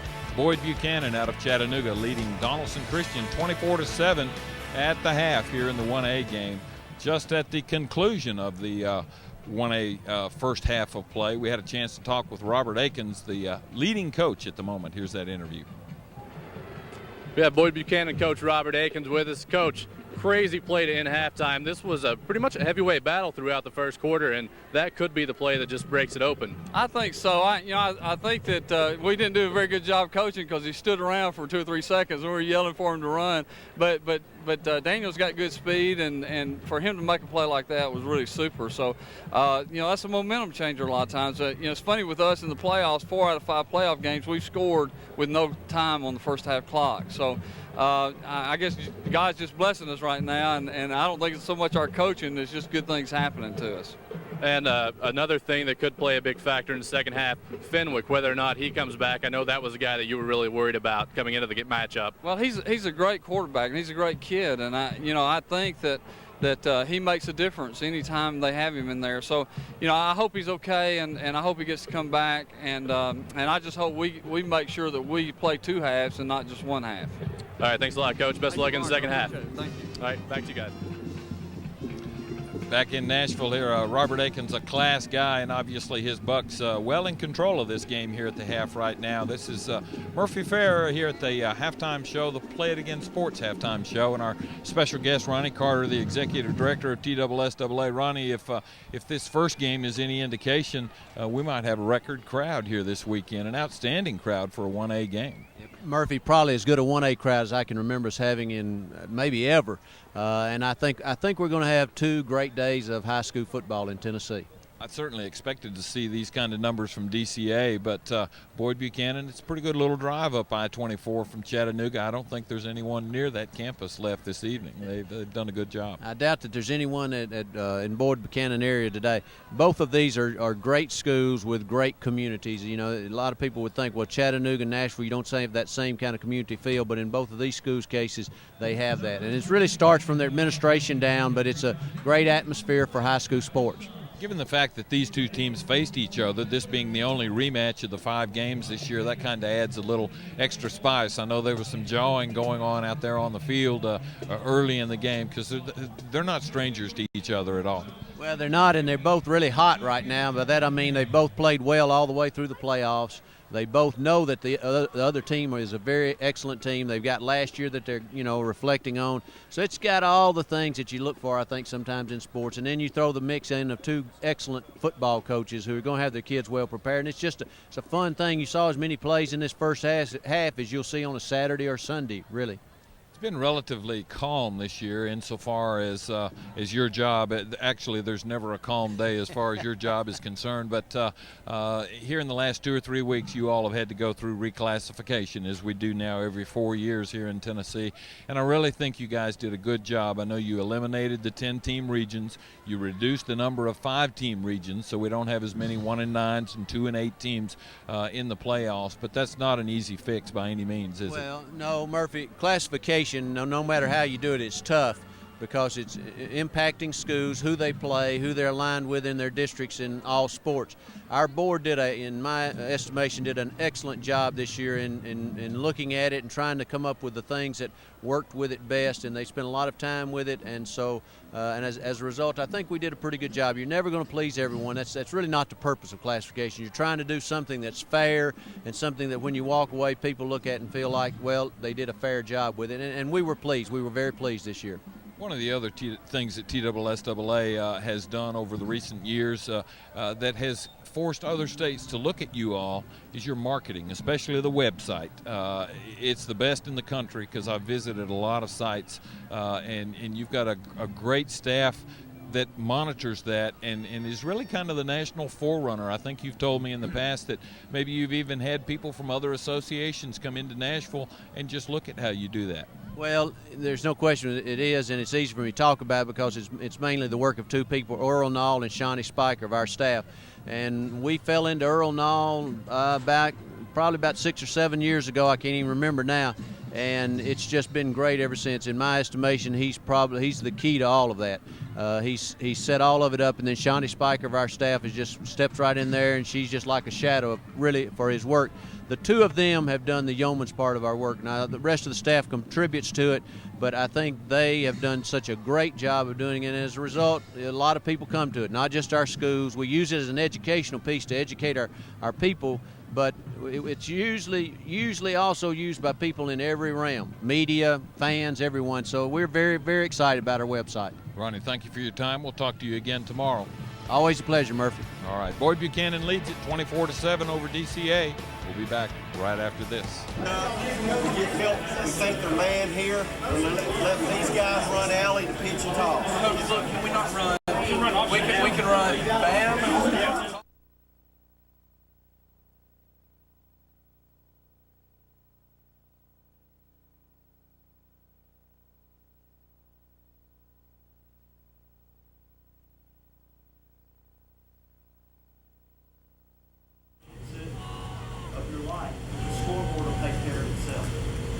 Don't worry about what the scoreboard says right now. Play the best 24 minutes of your life. Members of the Donaldson Christian Academy coaching staff talking to the Wildcats at halftime. They trail Boyd Buchanan out of Chattanooga by a score of 24-7 here on the campus of Middle Tennessee State University in Murfreesboro. I'm Murphy Fair. This is Ron Adelot, the head coach at Hillsboro High School, just up the road in Nashville, Tennessee. The defending 4A state champions, not here this year, but Ron's helping us out in a great way as far as analysis is concerned, and kind of a new gig for you, almost a new gig for me, Ron, but kind of need a chance. We're going to look at some of the highlights of the first half here, and maybe kind of let the people know why things have gone the way that they have gone. Yeah, this goes back to what I was talking about earlier. I'm sure the DCA, one of the things that they were talking about at halftime was how to contain number 11 Akins. They're doing a great job on the big guy, the big tailback Pearden, but they're not doing a good job of containing Akins, especially when he drops back to pass when they're in man coverage, and they're going to have to account for him. It's a definite double threat. Anytime they take the snap, you never know who's going to wind up with the football, and you got to make sure that you got the coverage regardless of who's going to run it up the field. Both guys have to be covered. Exactly. I'm sure they've got a linebacker assigned to him, but they're just going to have to do a better job of staying at home and keeping up with where he is. And another big play here.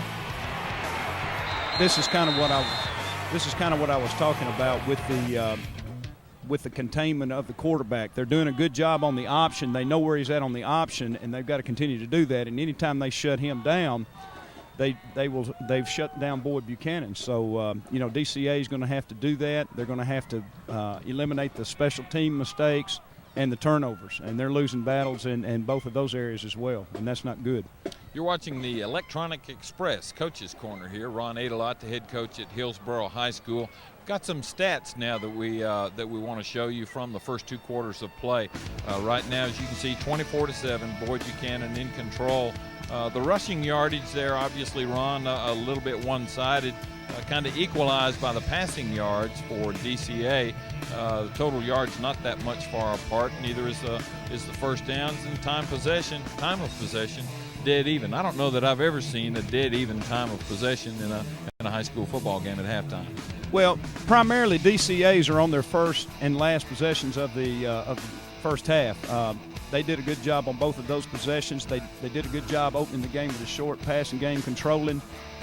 Boyd scared of the long pass. Obviously, DCA hit one, but the big story is the quarterback's in bad shape for the second half, so we'll just have to see how that goes. All right, 24-7, Boyd Buchanan in control here at halftime. You're listening to the Electronic Express Coach's Corner here on the campus of MTSU. 24-7, Boyd Buchanan in control. We've got a special interview lined up here with Dennis Goodwin, the head coach at DCA. His comments as the first half drew to a close. All right, we're joined by DCA coach Goodwin. Coach, it was a pretty close game. Then that blocked kick before halftime really turned things around. Yeah, that's a big mistake on our part. One, getting it blocked and then not covering it. So, we've dug ourselves a hole, and we got to battle back out of it. And you also have a couple of injuries going in. particularly the quarterback, Jim Fenwick. Is he going to be able to go here in the second half? It doesn't look like he's got a hip pointer, and so he's having trouble moving, so looks like we'll go with our backup. All right, and also wide receiver Justin Hall. We saw him go off on crutches. Is he through as well? Yeah, he's through. He's been battling a high ankle sprain, and he re-injured it, so he's done. So. Okay, and you're going with a backup quarterback. Does he have a lot of experience coming in? Well, he does. He played early in the year. He's been in there. He played last year for us, so we've got a lot of confidence in him, and we feel like he can get the job done for us. Thanks, Coach. Best of luck second half. Well, that picture right there may say it all. We'll throw it back up to the guys in the booth as we get ready to get the second half underway. All right, Murphy, thanks a lot for the great halftime coverage. Thanks also to Coach Ron Adelot. So we are set to go here in the second half, and it'll be an uphill climb for DCA. And there you see the man that did it all in the first half for the Buccaneers, Drew Akins, at quarterback, ran for a touchdown, threw for a touchdown, blocked a field goal, and broke up a pass. So let's see what else he's got in store. Not a bad day. I don't know how much else he can do, but he has done it all. He'll figure something else out. It's pretty impressive. And bad news for DCA, and if you're DCA, on the injury front. Unfortunately, it's like you're back to last year where you come into the second half with no bullets. I mean, you go into it, it's like you go to a gunfight with a pea shooter. And Jim Fenwick, who is out for the rest of the game with a hip pointer, was 5 for 6 for 73 yards and a touchdown. Really came out throwing the ball well and loosened up that defense. So they will have to do it with Josh Trammell, who was not bad when he came in. Let's see if he can get some confidence going. Austin Garrett will return the second half kickoff. Right up the middle, looking for help, gets outside, still on his feet. He's across the 30, picking his way to the 34, and a good return for DCA to start the second half. And right now, if you're the DCA lineman, you probably went into the half and you told coach, said, hey, look, Chris Wooden, hand the ball to Chris Wooden. We'll churn up the yards. We'll make, last week he scored 5 touchdowns. Why not give it to him again, Coach? We'll make the yardage. We'll get the first downs. We won't make mistakes. DCA score on their first possession. A Fenwick pass to Austin Garrett after they had given up a touchdown on the opening kickoff drive. They fell behind 24-7. Here's Wooden, straight up the middle, has a lot of room. On cue. Actually chasing him down at the 40, and Wooden drives him to the 36. So Daniel actually makes the touchdown-saving tackle after a gain of 30. Right behind Thompson. Thompson at the tackle spot. Watch one quick action. Watch Thompson, 72. Down and up to the backer. And look at the drive. Look at the finish block by Thompson. That's a monster right there. That's why he's missed the football. A lot of very good blocks on that play. Tiger Hoskins, the fullback, had a great one as well. And there's Wooden into the open field with a little stiff arm and then holds the guy down. Atta baby. You gotta do Wooden that stuff. lights it up to start things off, and now again working for a gain inside the 35-yard line. He's knocked down there by Akins and Henley. I'll tell you, watch again the front 7 for DCA firing off. They're getting a little nasty, I think. To be honest with you, they're firing off the football. They're getting into bodies and then driving them. It's critical that they score on this first drive now that they're in position. Yeah. Wooden had 61 yards on the ground in the first half and has come out with 2 very good runs to start the second. What they're going to have to do, Willie, they're going to have to go back to the old DCA where it's Chris Wooden for the next 20 carries, and he's got to put up 3 touchdowns. Again, Trammell in at quarterback. He's the backup. Jim Fenwick out with a hip pointer as they stack up Wooden for no gain on second down. Boyd does a great job. They roll those safeties up into the box, and they become part of the play, part of the run defense. Nice job by Boyd Buchanan. Good adjustment. 44 power pass, 680. No guard. No there guard. You can hear the play call by Dennis Goodwin. It's basically he's going to option off the power play that they've been running with the tight end and the tackle block down, and he should be passing off of this. You'll see the same run action, and then he's going to pass out of it. Big third down coming up. The right side. They have to get to the 27-yard line for a first down. Right side. Trammell on the fake. Set it up. Throws short. And a great catch. Ryan Fields picked it up off the turf. Nice job. Nice play. Nice execution. You see him fake the power, pulls it back out, sets his feet, and delivers. Fields makes the catch for the first down. A clutch catch to keep the drive alive. That is his second catch of the night. Lefty, junior, right on the spot. Nice catch by Fields. Boy, look at that. Akins on the coverage. So they show some confidence in the junior Trammell. Well, I don't think they want to hang their hat on him. They want to keep running Wooden. Look for them to go right back to either 44 power or 45 power. Boy, a quick score here would be just what the doctor ordered. Or Big block by or Thompson. trap. And Wooden gets another good gainer. He just, as he gets to that second level, he hasn't quite been able to get it into gear. But watch the block by 72. I'm gonna tell you, you said it best right there. He is a big, strong Mark Thompson on the trap.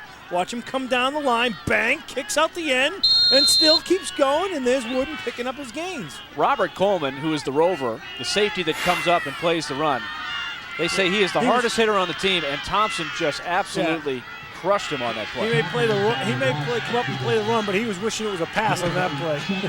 So a good gain of 8 there. Wooden is now over the 100-yard mark. 44 power. Good nice cutting cut, by Wooden again, inside the 10. Nope, nice down play. to the 6. Oh, good job by Henley saved the touchdown. Oh, I'll tell you right now, I know why Coach Akins loves Henley so much. I mean, this kid is just about as tough as they come. He's a snorting, spitting, tough guy. Watch him come down the line, slide, and make this play. Look at that. Wrap it up. Good job. Nice play.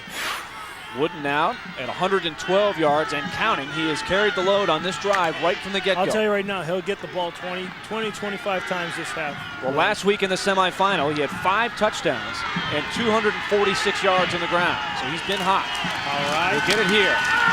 And a good job. That time Coleman came shooting in to bust up the play. Coleman on the blitz, the double A gap blitz by the safeties. Watch him come through, -3 gain. Josh McIntyre. So he'll lose a yard on that play. Maybe 2. Let's get another look, Pat. Now watch. Wooden just can't get any momentum going. Coleman's in the backfield before Wooden gets the handoff. And then the help got there. See the big man right there, number 70. He's made a couple of plays on offense. McIntyre now doing it on defense. So 2nd and goal from the 7. Trammell on the quick slant. Garrett was there, and there's the flag. The coverage was on his back. Garrett has made 2 great catches, and so the defense a little bit antsy there. It looked like Trip Wingo's had trouble with Garrett tonight. Yeah, and you know what? And I'll give. Not that I like to ever side with the offense. I'll give the offense credit on this one. Got pass interference against the defense. Half the distance to the goal. First down. And that is big because now you can really pound it with Wooden. Right, and that's exactly what they'll do. They'll go right behind Thompson, or they'll run the trap back the other way. DCA had a 3-0 lead in the game between these two last year in the finals.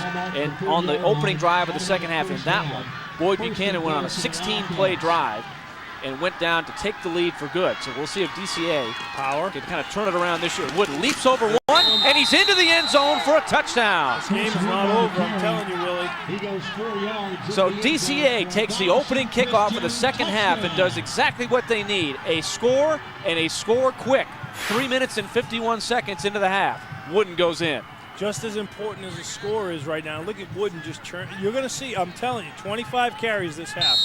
He will have 25 carries if DCA is in the game. If DCA ends up falling off on defense and letting Boyd Buchanan score again, then they're going to have to start throwing it to slow down the game.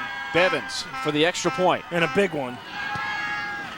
Chips it up and through. So the lead is down to 10. So after the big 10-point swing at the very end of the first half, DCA, who looked dead in the water, has a big spark of life to start the third quarter.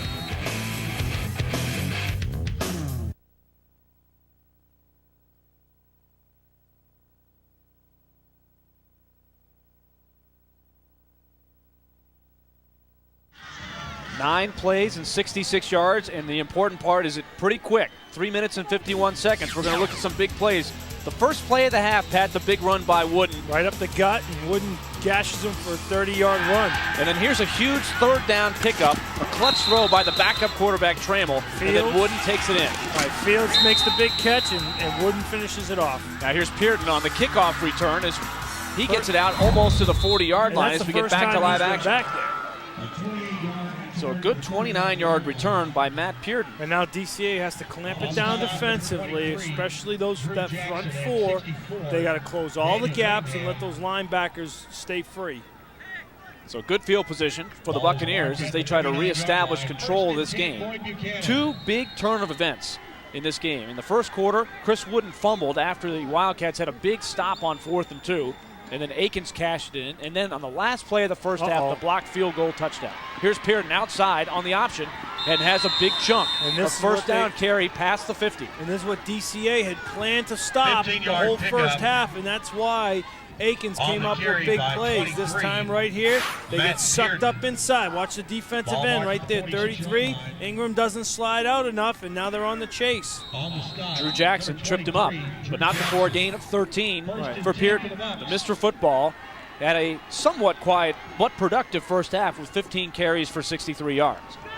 But he has been there. He's the workhorse. He'll keep getting it here. Akins is checking off the play. Pearton around the right end. Outruns Wooden. Wooden still from behind trying to drag him down, but another good chunk, about 10, maybe 11 for Pearton. It'll be a first down for the Buccaneers. Something you might want to make note of. I talked to Coach Akins before the game, and he said, I'll send in a play. My son will check out of it. He'll just check out of it because he knows what's going on up front. And that's the luxury of having a coach's son or a kid that's been there so long and played so many big games. So first down, just inside the 35-yard line for Drew Akins and company. Akins blocked the field goal on the final play of the first half. Daniel actually picked it up and ran it all the way back for a touchdown. It's a flag flies here. Let's see what this call is. Could be sideline warning, illegal substitution. Let's find out. That is only the fourth flag of the game thrown. Have a dead ball foul, false start against the offense. Repeat first down. So Benny Blackstop makes the call there. Might have been an adjustment by the receiver, maybe two men adjusting at the same time. Boyd Buchanan only one penalty for 10 yards in the first half, now two here early in the second half. We haven't seen many the penalties. pass interference is one. When you don't see many penalties, that's usually a sign of two very well-disciplined football teams. Pearton tries to get outside. Thompson came over and swallowed him up. That's why he's Mr. Football. Boy, he's big and he can move a little bit, and he holds Pearton to a gain of 3. I wonder if he's going to keep that jersey after the game. His last game as a senior, do they get to keep their jerseys? If he does, he might want to get it tailored. Or maybe, sometimes if you frame it like that with a hole in it, that might look kind of cool too. 9 senior starters on this defense allowed only 6.5 points a game on the season. They forced 51 turnovers, which was a state record, and they could use a couple in this second half. Well, they need one right now. 2nd and 12. Akins keeps it, cuts back, and stumbles forward for about 4. And if you're DCA, you're very happy that young man stumbled right there, because I think he could have gone to the house on that one. Akins has been the problem for this Wildcat defense. They have did a decent job against Pearton, who is coming in averaging 200 yards a game in the playoffs. So to hold him to 63 in the first half really is not bad. No. But it's Akins that has stung him. Aiken in the first half, 6 carries for 70 yards, 2 of 3 through the air for 27 and a touchdown. This is a big play, and the DCA fans know it. That's why they're on their feet on this side of the field. Akins on the fake. There's that rollout again. Rolling, throwing, got a man, and he overthrows him. It's incomplete. He was looking for Andrew Boone, the tight end. Ooh, and he got some good backside pressure. Coming in from behind was Chris Wooden. And this is what DCA did. They adjusted by blitzing the 2 linebackers. Watch right here, Wooden on the backside. And here's on the front side, you have number 33 right there. Watch Wooden come from the backside. 33 on the front side. Number 33 is Tiger Hoskins. I love that name, Tiger. 4th and 8. And so decision time in that no man's land area. Let's see what they try to do. They're going to try a 50-yard field goal, it looks like. Well, they're at least going to line up for it. Show the toe. So Weston Perry will line up. Is this a Blue Cross record if he hits it? He boots it. It's a line shot, and it's nowhere close. So they tried it. I'm a little surprised, Pat, with a 10-point lead. That's a long field goal to try. And so DCA gets the stop, and they'll get the ball back as they try to build momentum. They lost all of it at the end of the first half. They try to get it back in quarter number 3.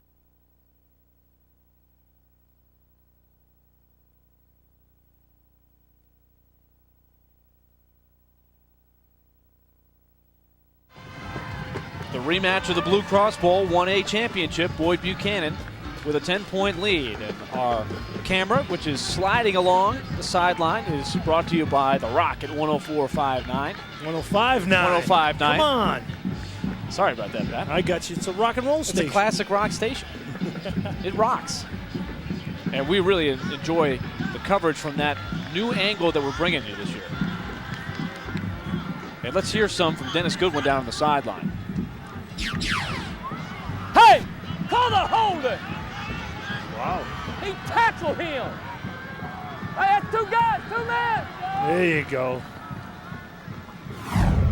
See, it's pretty simple. Call the holding, and then he saw the 2 guys in motion. Come on, Zebra, you got to get that one. Trammell on the draw to Wooden. Straight up the middle, a short gain on the play. He's stacked up there by Joe Welch, Lindsey Roberts, Chris Payne along the front line. I'm going to tell you one thing right now. If you're Coach Aikens on the other sideline, you probably grab your linebackers and said, hey, guys, look for 25. I have a funny feeling he's about to get the football a few more times. And we have an injured Buccaneer on the field. And that's not a good guy to get hurt. I think it's the big lineman, number 70.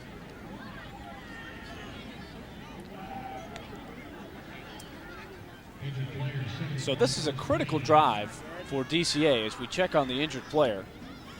DCA has their backup quarterback in, Josh Trammell, who's taken over for Jim Fenwick. That's Payne. It's number 71, Chris Payne, who's had a great game on both sides of the football, actually. And I said I thought that Boyd Buchanan field goal might have been the longest. No, I was wrong. 52-yarder. How about them apples? For a high school kid. 52 is pretty strong. Oh, there's a replacement. You see him, the big man, coming in. Damian Allen. Watch it. Damian Allen, 5'8", 290 pounds, and a junior. So got some good size to replace the size of Payne, who is a big guy himself, 6'1", 270. You gotta love those 5'8", 280s. I mean, 5'8", it's like icebox. It's, you know, you can't move them around that easy. You know, they're just gonna, it's like putting a hydrant in there. You know, you gotta run around them. You have no choice, so you better get away from them. So the Wildcats go back to work, 2nd and 9 from their own 21. Wooden outside. That's exactly Hoskins leading the way, and he finds some room. He drives towards the first down marker. Still on his feet. Wooden breaks loose. He's going to score. He's to the 30. That's ridiculous. Inside the 20. Touchdown DCA. We've got a brand new ball game. Shoeless Chris Wooden. 79 yards, but there is a flag on the play. There is a flag. Uh-oh. But it's well down the field. It's you wonder. about the 40-yard line, so if you're DCA right now and you're Coach Goodwin, you have your hands basically on top of your head saying, please no, but the DCA players are pointing. Yep, it's a touchdown. Let's see what we got added on. An unsportsmanlike conduct against the defense. Touchdown. Penalty being forced from the try. Wow. I wonder what that was. So now the ball will be moved halfway closer to the goal line. So do you think about it too here, Pat? Probably not. Yeah, I mean, you got to think about it. If you can move it half the distance, I think you can take it on the kickoff instead, can't you? No. You're right. Well, nonetheless, we're going to look at this run. You know what? Absolutely not. You definitely don't take a two-pointer here, Willie. Why would you take a two-pointer? Only because you would be closer, but I don't think you do. No. Absolutely not. See, they're talking about it. They're actually yelling. You can hear them saying it's only 1 yard. Forget that. What's the option? What's the option? See, Coach Goodwin. 1.5 yards. They're going to say kick it anyway. The distance penalty has been declined. Right. Just put it through. Just do it from where you're used to doing it. Yeah, no big deal. Just put it through. And this is a big extra point to pull them within a field goal, but all of a sudden, DCA, by the time half of the quarter goes by, you're right back in. What have I told you? What did I say when they came out at half? I said Chris Wooden will have to take it all. Kick is on the way, and it is good by Bevins, and it's 24-21. Now watch the run by Wooden here when we get a look at it. He will absolutely plow over 2 or 3 guys who have a shot at him, and then once he breaks loose, he's gone. Watch this. They get to the edge. Tiger Hoskins with a great block to fullback. There's a missed tackle, and then bodies are everywhere, and sure enough, adios. That's big time right there. And without the shoe, you gotta love not having a shoe on. He almost lost the sock. It was about halfway off by the time he went down there. Let's see where he loses the shoe, right? There. Nice swipe. I'm gone. Now watch the socks start to creep down as he gains the yards here. It's getting a little floppy. 133 yards already, 2 touchdowns this half, 9 carries. Hey, I'm telling you right now that, see the rush right there? That number's going to be somewhere around 35 if DCA's in this game at the end. There's probably some smoke coming off that bottom of the sock right now, too. He couldn't even put the shoe back on because it would have melted.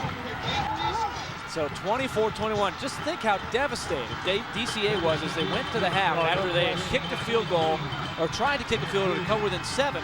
Instead, they're down 17. But now with just 5:19 to go in the third quarter, they're right back in it, down by 3. Bevins will kick it away. Line drive, skipping, picked up by Coleman on a bounce at the 15. He's to the 30, and he is crushed down at the 33. God, I'm dying for us to get an ISO on Monday. Can we get an ISO on Monday? I love you guys in the truck, but can we follow my man 56? Just one kickoff. I have to give you credit, partner. Before the game, you said, watch Monday cover kicks. And here it comes. He's nonstop. Watch him come into the picture right about now. Oh, my. That's the old school forearm shiver. I think that was Eddie Kayat. Eddie Kayat, the former Philadelphia Eagle coach and player. Akins to Pearden. They need him to get going. He tries to win the foot race outside. He does. He covers the ground. Oh, and that's going to be 15 more. That's not smart. There goes the flag. That's on England. Golly, that's a bad one. That's not just a bad penalty. That's a real bad penalty. Pearden ran forever, it seemed, to get outside. Then he finally turned the corner, and it's over, and then boom, here comes Reagan You know Ingram. what? And I thought at first, okay, maybe he couldn't slow up. That's a straight bad shot. That's not smart. That's not smart football player. I hate to cut on him. That's not a good football play, Mr. Ingram.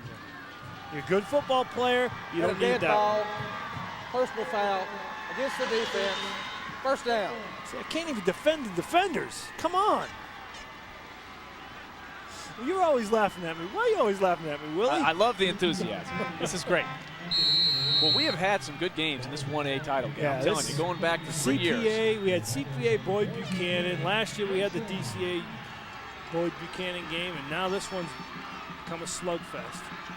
So that moves the ball to the DCA 39, and we have movement on the line. So after only 3 penalties in the first half, we've had a bunch here to start the third quarter. I'm going to tell you someone else that, you know, originally I said I thought he was a good player. He's a very good player. Mark Thompson's a very, very good dead ball. player. Illegal procedure against the offense. Repeat first down. Mark Thompson, Mr. Football winner. Yeah, you say Mr. Football automatically, you think he's a good player. I thought he was a good player, but he's a very good player. Defensively, he gets his hands on those linemen, and he changes the line of scrimmage immediately, which is why Pearden's had so much success outside as opposed to inside. And keep in mind the injury to Payne, the big, beefy guy on the line for Boyd Buchanan. They've had to adjust without him in there for a couple of plays. Here's Pearden picking his way, moving forward and almost to the first down marker. He's down at the 31, and so he will be about 1.5 yards, 2 yards shy. In fact, they're going to mark him back up at the 32. So it's about 2 yards, 3 yards. 2nd and 3 coming up after a gain of 12. Right, and they ran that time right at Thompson. They doubled him. Thompson couldn't get off the double. They sealed him. They got up to the backers, and that's why he got a big gainer.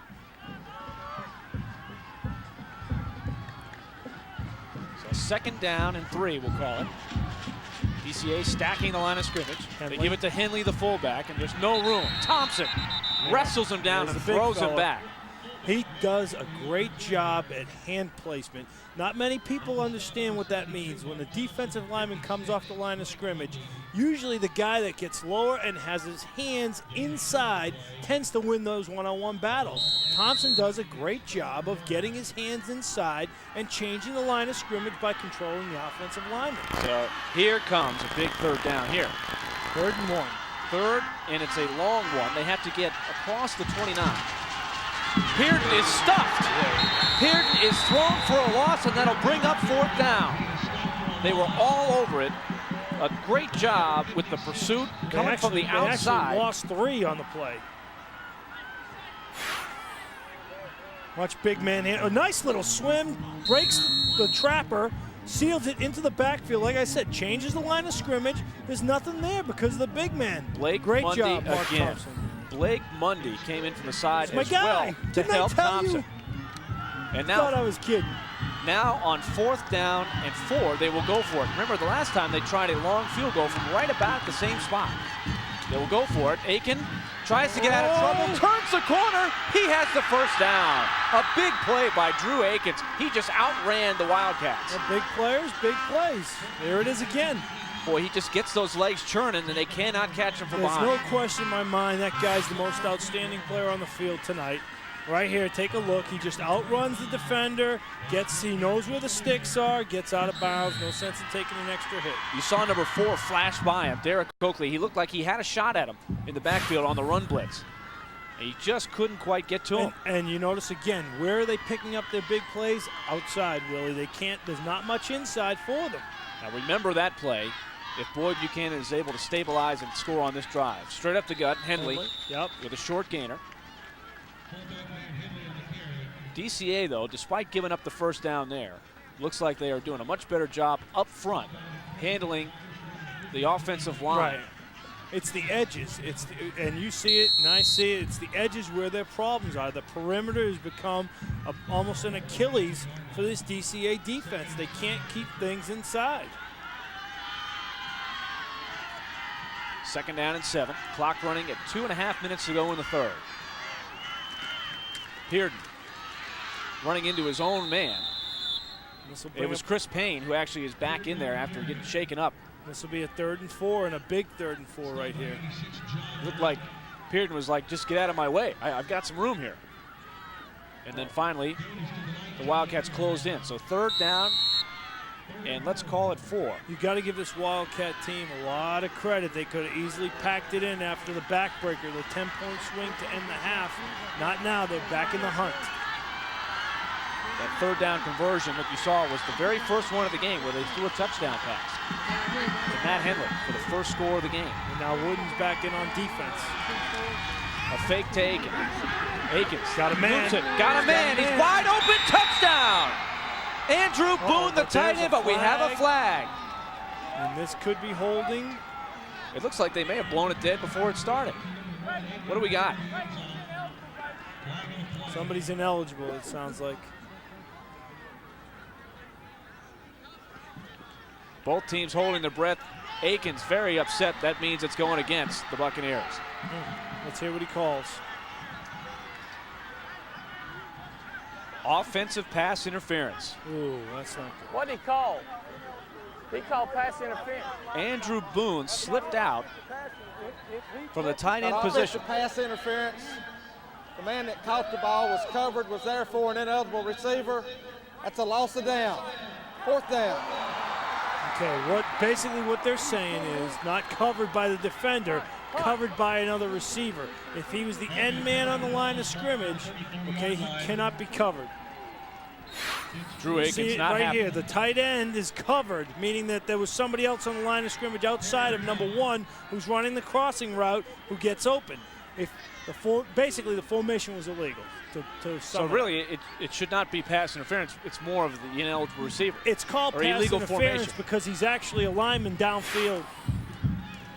And so that, as an end result, will have to be a punting situation as it's angled out of bounds by Weston Perry, and that ball will be spotted at the 9.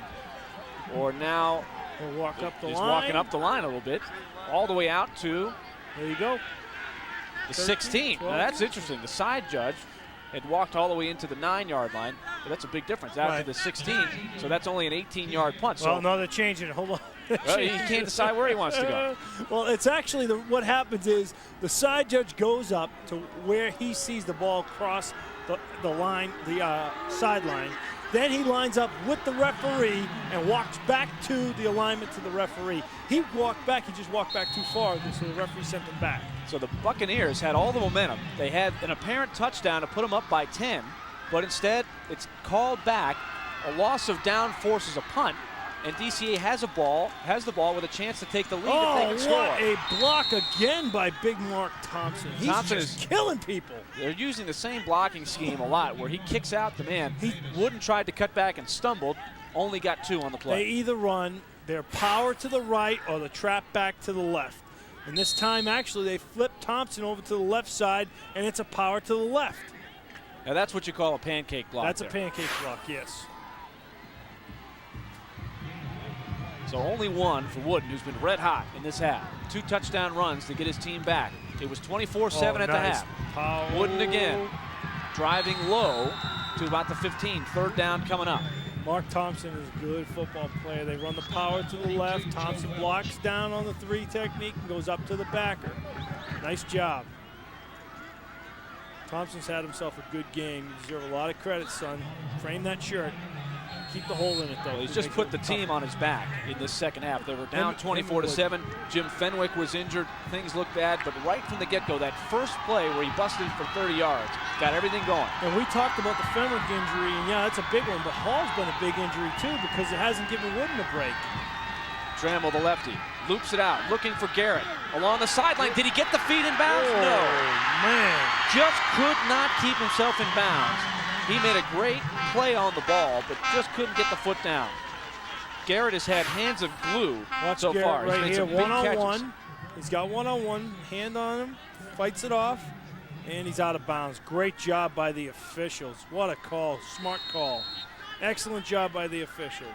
Boy, he and Trip Wingo have been going head-to-head all game long on both sides of the ball. They're both the mirror man. Right. One's the wide receiver, one's the corner. 4th down coming up. And so finally, Boyd Buchanan gets the stop that they need. And this should be the last play of the 3rd quarter. Whittingham hits a line shot. Coming up to field it and making the fair catch is Weston Perry. And so good field position for Boyd Buchanan after the 33-yard punt. That is the end of the 3rd quarter. And what a quarter it was for the DCA Wildcats. They were down 24-7, but they're only trailing by 3 as we move to the final quarter.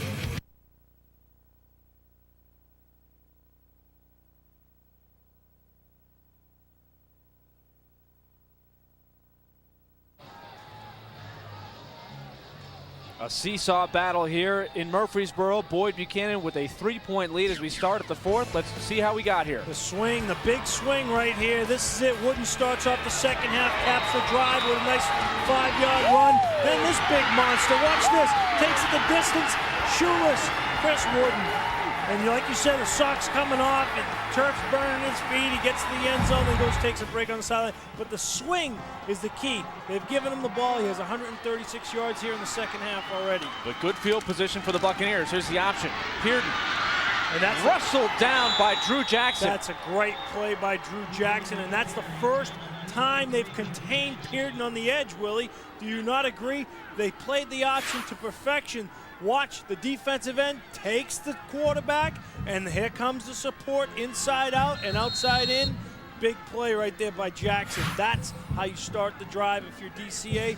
If you're Boyd Buchanan, number 11, he'll make another big one for you. Big first play of the quarter.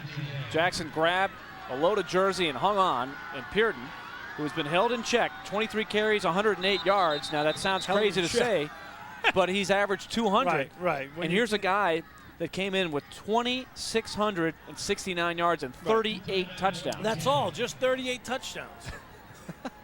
And so we have it's not like he's done anything special. You know, he's only had 38 touchdowns this year. So the Buccaneers take a timeout. That'll give you a chance to sort of tell you how we got here. Each team scored on their opening possession. Right. And then on the next possession by Boyd Buchanan, they were stopped in the red zone on 4th and 2. Momentum builder for DCA, you would think. But then Chris Wooden fumbled the ball. Boyd Buchanan got it back. Short field. Drew Akins ran it in on a keeper to give him the lead 14-7. Then later in the second quarter, the key play at the end of the first half with DCA trailing 17-7. They lined up for a 38-yard field goal. It was blocked by Drew Akins and run back by Daniel Atchley for a touchdown. It was reminiscent of the playoff game between the Ravens and the Titans back in 2000, the year that the Ravens won the Super Bowl. Same 10-point swing. A 10-point swing and a big one to close out the half. And now the second half, it's been all DCA, really. Chris Wooden has taken control in the second half to get his team back. Now on 2nd and 15, Akins throws over the middle. It's batted down off the helmet of Oakley, almost intercepted. Wow, would that have been a big one. This is really a nice job by Oakley. What he does, he undercuts the route. Watch Oakley number 4, undercut the route. And these guys, don't forget, DCA has set a record for interceptions this year. Their secondary has been bantered all around the state of Tennessee as the best secondary for all their interceptions. Great job of reading the route and cutting under. 33 interceptions as a unit. And that was almost number 34. Oakley had it go off of his face mask. 3rd and 15, quarterback draw. Akins trying to escape. He's not going to. Goodness. John Link takes him down. Hey, you gotta stop right there. Link, Thompson, Drummond, Pomeroy. Watch this pressure.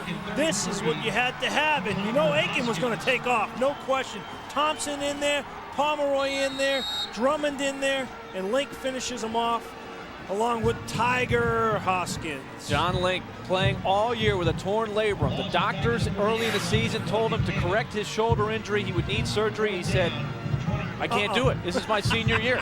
He did not practice all year. He played with a sling, rode the bike, takes the sling off on Friday and plays. Great punt that time. That's a great by Perry. too. A fair catch is called for after a 39-yard punt. And so, after Fields the punt, DCA has the ball back, trailing by 3.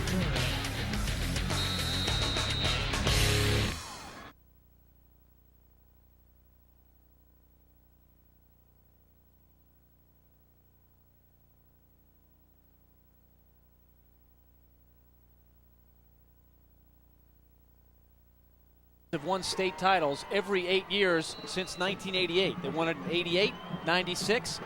8 years later, 2004, they trail by 3 with 10:23 to go. Our side camera action is being brought to you by The Rock at 105.9. DCA has the ball back. Josh Trammell hands to Wooden. Wooden cutting back, still on his feet, hit hard. My goodness, Big I stick. love Henley. As much as I like Mundy, I like Henley too because he brings the same wood. But Wooden was just trying to escape from a guy, and Henley came in there and finished him off. Oh, Henley, he's a nasty son of a gun.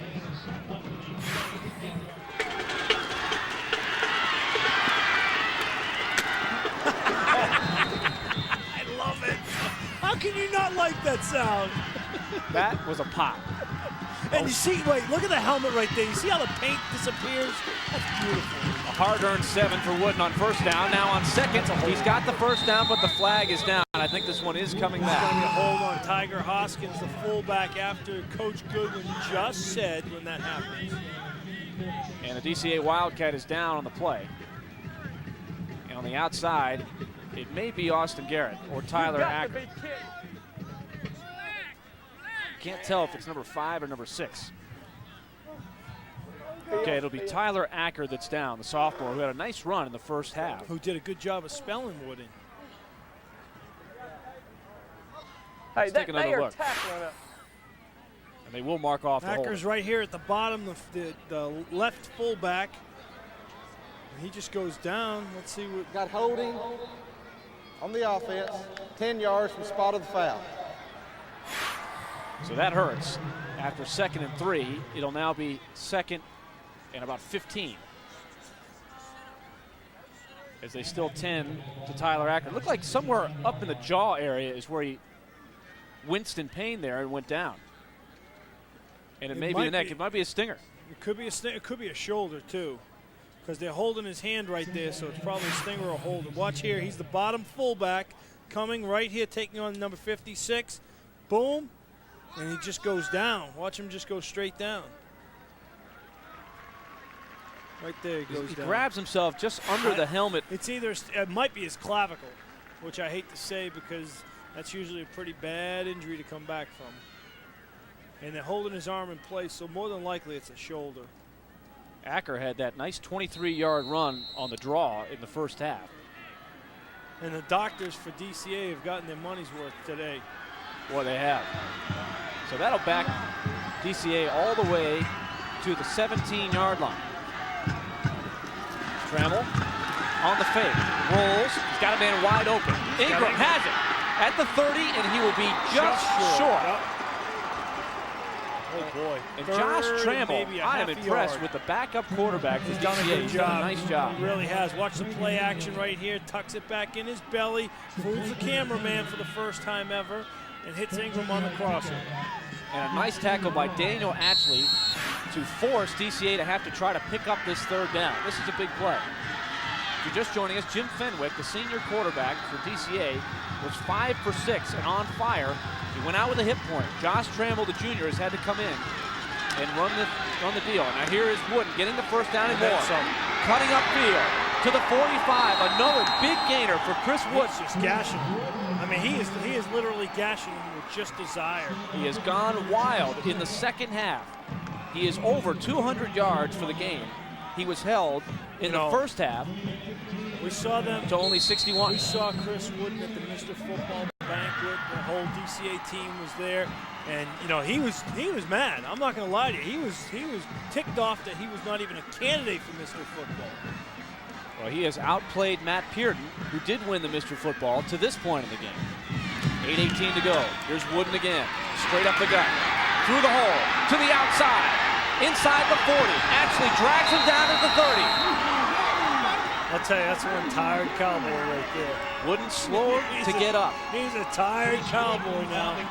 26 more for Wooden, and he's limping just back. Dominating now. Watch the big line. Coach Goodwin went in the huddle at the last time out and said, dominate, just dominate, talking to his big men. And sure enough, they have, and Wooden's followed them and ridden them just like a good cowboy should. I thought in the trenches, Boyd Buchanan won the battle in the first half, but DCA has won in the trenches in the second half. I said it before the game, Willie. Look for the DCA lineman to eventually take control. Now the replacement, Fields, spelling Wooden, gets a nice gainer himself with about 5 yards and now to the 25. It comes back to the injuries. You got to realize you got Hall down, so Fields has been playing a little bit of receiver. You got Acker, usually who's really number 2 behind Wooden. He's down. So, and then you got Fenwick, he's down. He's your third running threat. I mean, so they're banged up, but they keep fighting. DCA, a lot of heart right there. Wooden still on the sideline after coming out after that last run. So Fields is still the tailback.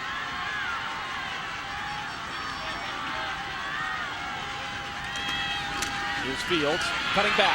First down yardage. Inside the 20, down to the 12. That's a lineman. That's all linemen right there. That's what I'm talking about, the big boys. Ryan Fields, who was the second leading runner, he was no slouch with the ball, 729 yards and an 8.6 average. So he is used to getting these big chunks. 13 yards on this play. Nice cut, look at this, drive. Protect that football high and tight. Let's go down to the sidelines with Mark White. All right, guys, there's a look at big Tyler Acker back up. They were working on that left shoulder. No word yet what the injury is. I will try to find that out for you and let you know as soon as we can get some more information. And we have a timeout called by DCA. We'll take a break. DCA moving the chains, trailing by 3. 6:51 to play. Stay with us.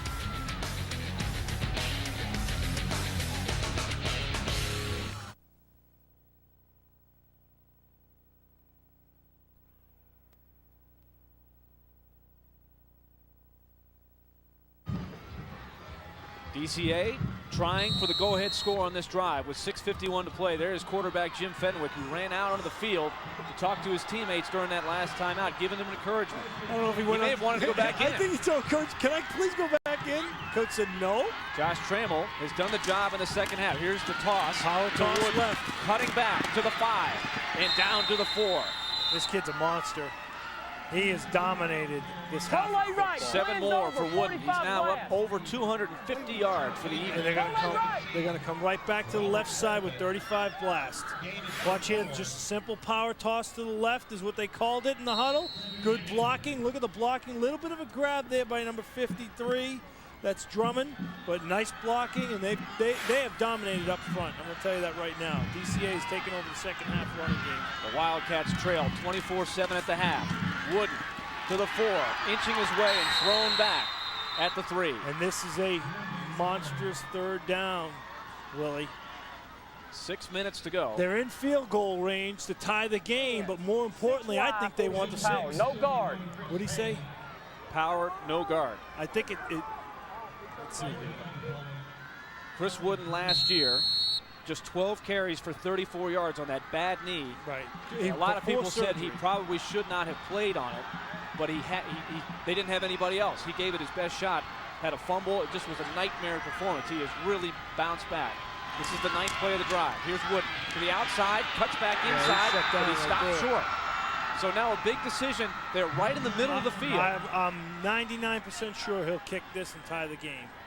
Where they're basically at extra point distance. Yeah, maybe a half yard behind. I think you have to kick this and tie the game. And they're going to call a timeout. Simple play, right up the gut, cut by Wooden, right there. Hoskins, and that's what Coach was saying. Hoskins, the fullback, just piles on. He should have worked up to the next level. Henley with a big tackle again, and Akins, along with Davis. Akins in the backfield to get the initial contact. Listen, Twins, you go away from the tight end. You want to kick it? No. Well, it's 4th down. It's 4th down.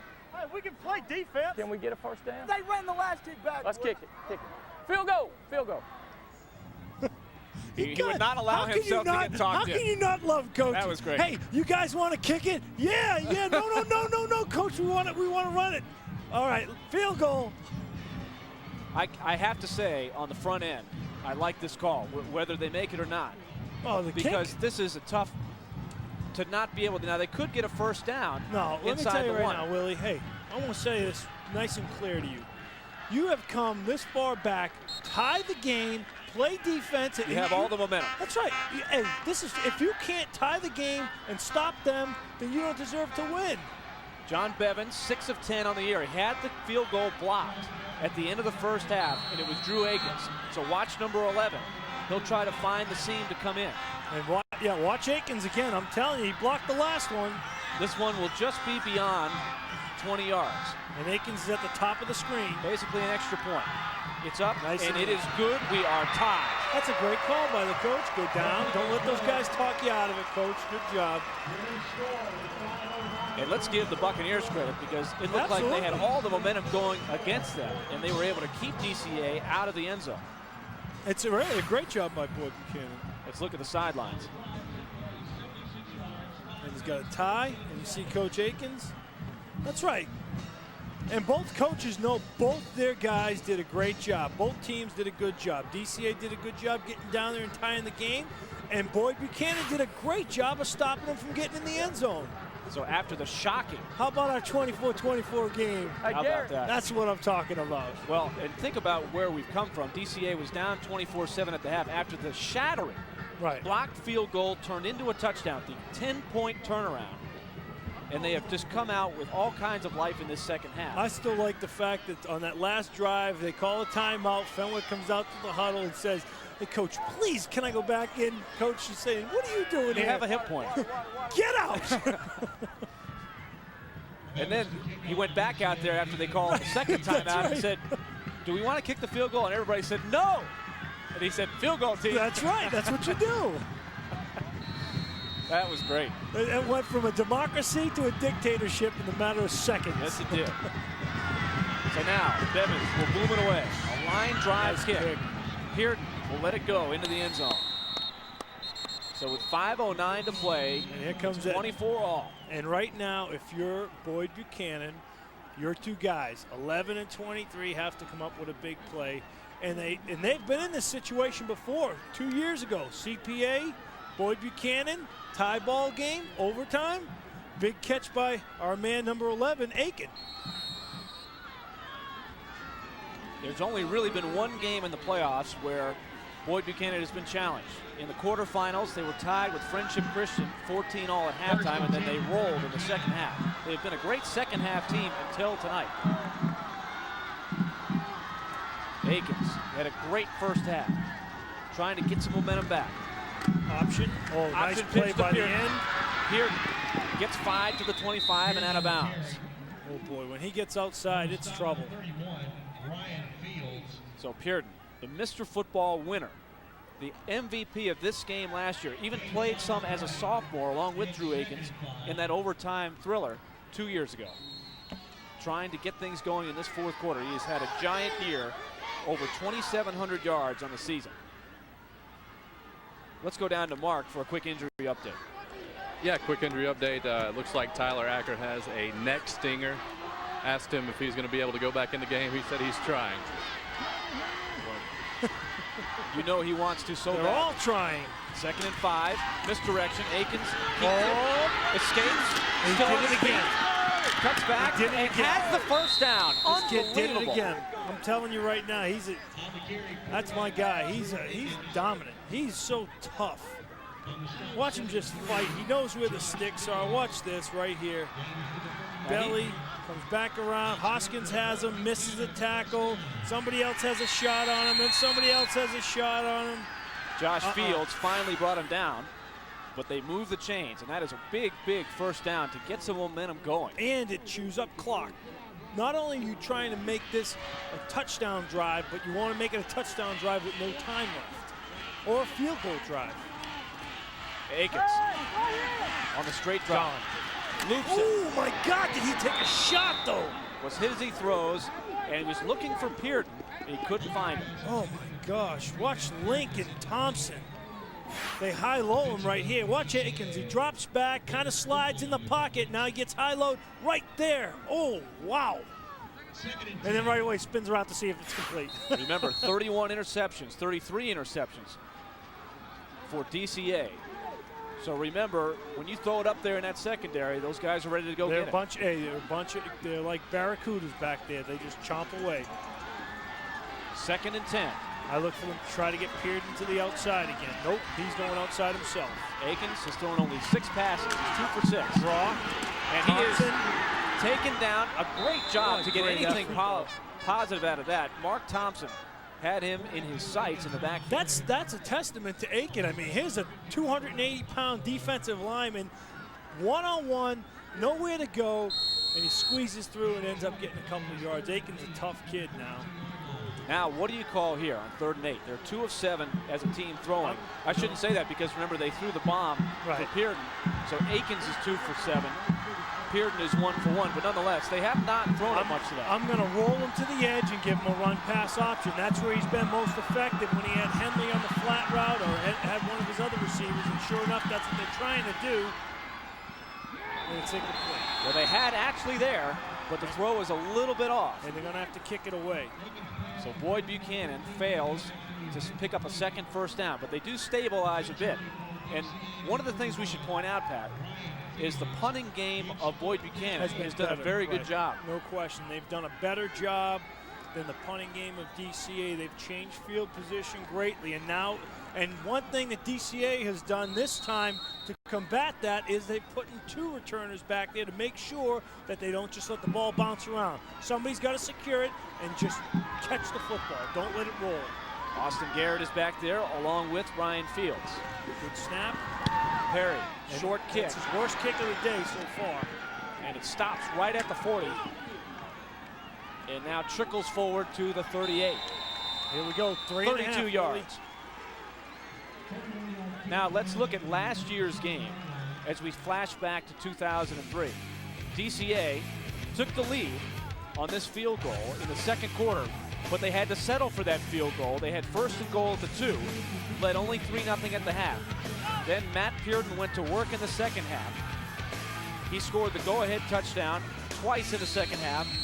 And then here was the backbreaker. Ryan Hedden makes the catch, 40-yard bomb from Akins. He completed only 2 passes, but they were both bombs for touchdowns in the fourth quarter. And Hedden now gone on, and Akins back again. Now back to live action. Wooden in the revenge game. Revenge and respect, that's what it's been. You know, Coach Akins at Boyd says, hey, you know, we're 38, we are 38-5, this senior group. These 13 seniors are 38-5, and they still don't get enough respect. And when you're on DCA's sideline, this is all about revenge. You got whipped last year, you're coming back to find yourself a championship. Robert Akins knew how determined DCA would come into this game because it was the same determination Boyd Buchanan had the year before, because they had lost in overtime prior to that. And now a timeout is called by Robert Akins and the Buccaneers. And I like the call. I really do. He's going to settle down his defense and let them know, listen, fellas, all you got to do, you got to get a stop here. Just get us the football. Worst case scenario, just don't let them drive on us. Don't let them put the clock on us. Well, Robert Akins, Is that leading right? up to this game, had Okay, said all right, how now much look, they had to Austin. limit mistakes. Try to run him off and right here. We're turnovers going to run the and toss penalties. sweep. In Okay? this game so Tiger, far, there's you only gotta been block the one outside turnover, linebacker now. and that Now, was the fumble by Chris Wooden in the first half, 17. which was a big Ingram, play as you Boyd gotta Buchanan block the cashed field. in. Right. Get him up And now the field. Wooden's Roll come him back up with a the field, vengeance the okay? second Don't half roll. behind those big offensive linemen. Again, So we'll go Pomeroy, right Thompson, Mundy, toss. Now, hey, Winningham, let's- and Drummond have done a phenomenal job of opening up holes the second half and basically taking their back to the end zone. There is Drew Akins. What a game he has played. He's Quarterbacking, playing safety. Well- He's done a little bit of everything. He's blocked a field goal. He's run for a touchdown. He's thrown for a touchdown. He's batted a pass down. He's done it all. And right here, they're going to run the toss now. They're going to try to run the toss, and don't be surprised if they try to run it at Drew Aiken. This will be 205 pounds of Chris Wooden coming at you. He's got 258 yards on the night. Here he comes. Good block by the And fullback who he slips lost his footing right as he was making his cut.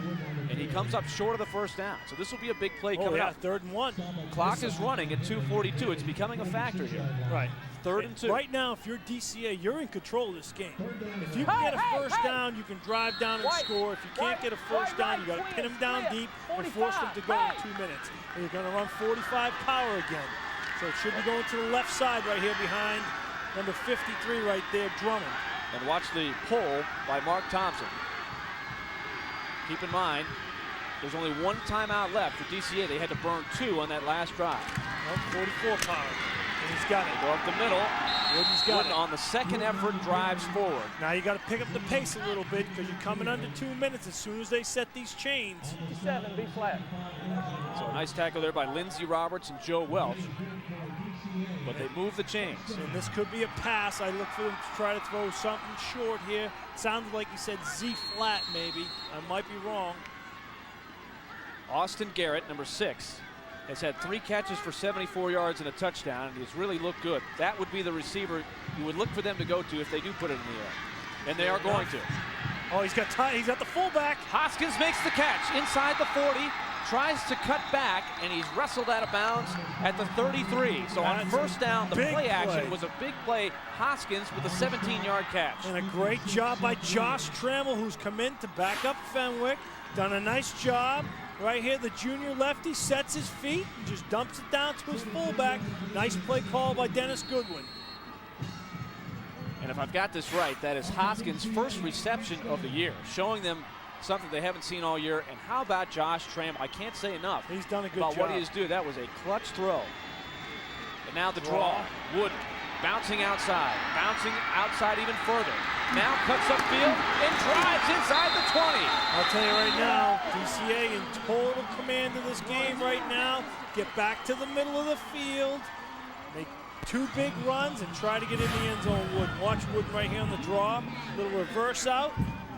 Watch Wooden, just tough kid. You got a lot. I saw this kid 3 years ago at Franklin Road Academy, and I fell in love with him. And I kept talking about him and sure enough, I think I ended up talking about him so much that he's here. And he got a good block by Austin Garrett on the outside as well. He's only got 280 yards.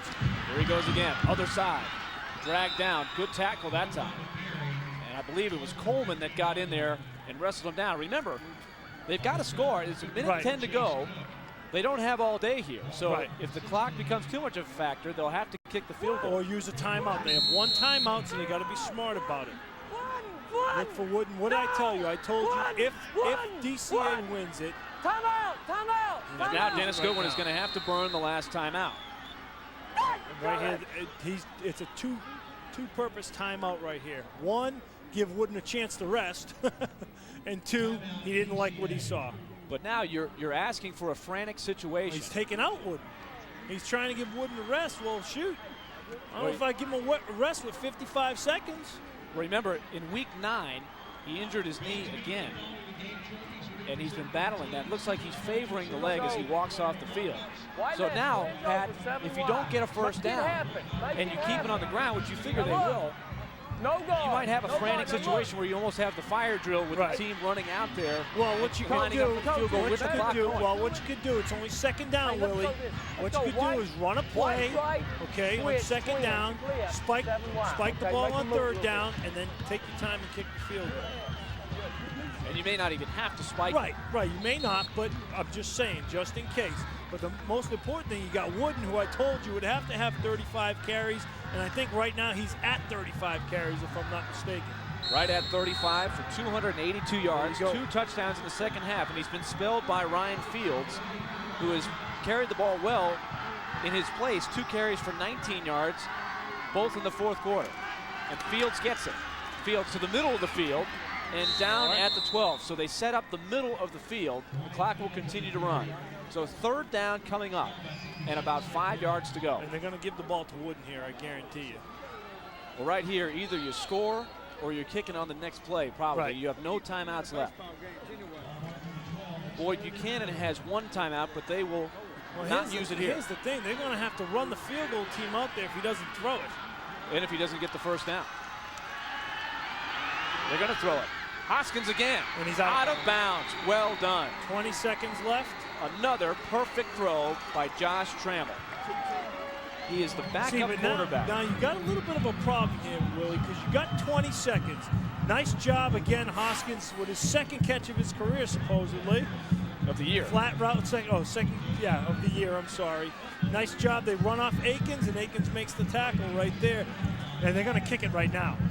Well, now they're going to kick it right this second. I think this is a smart call because you were putting yourself in a little bit of a bind.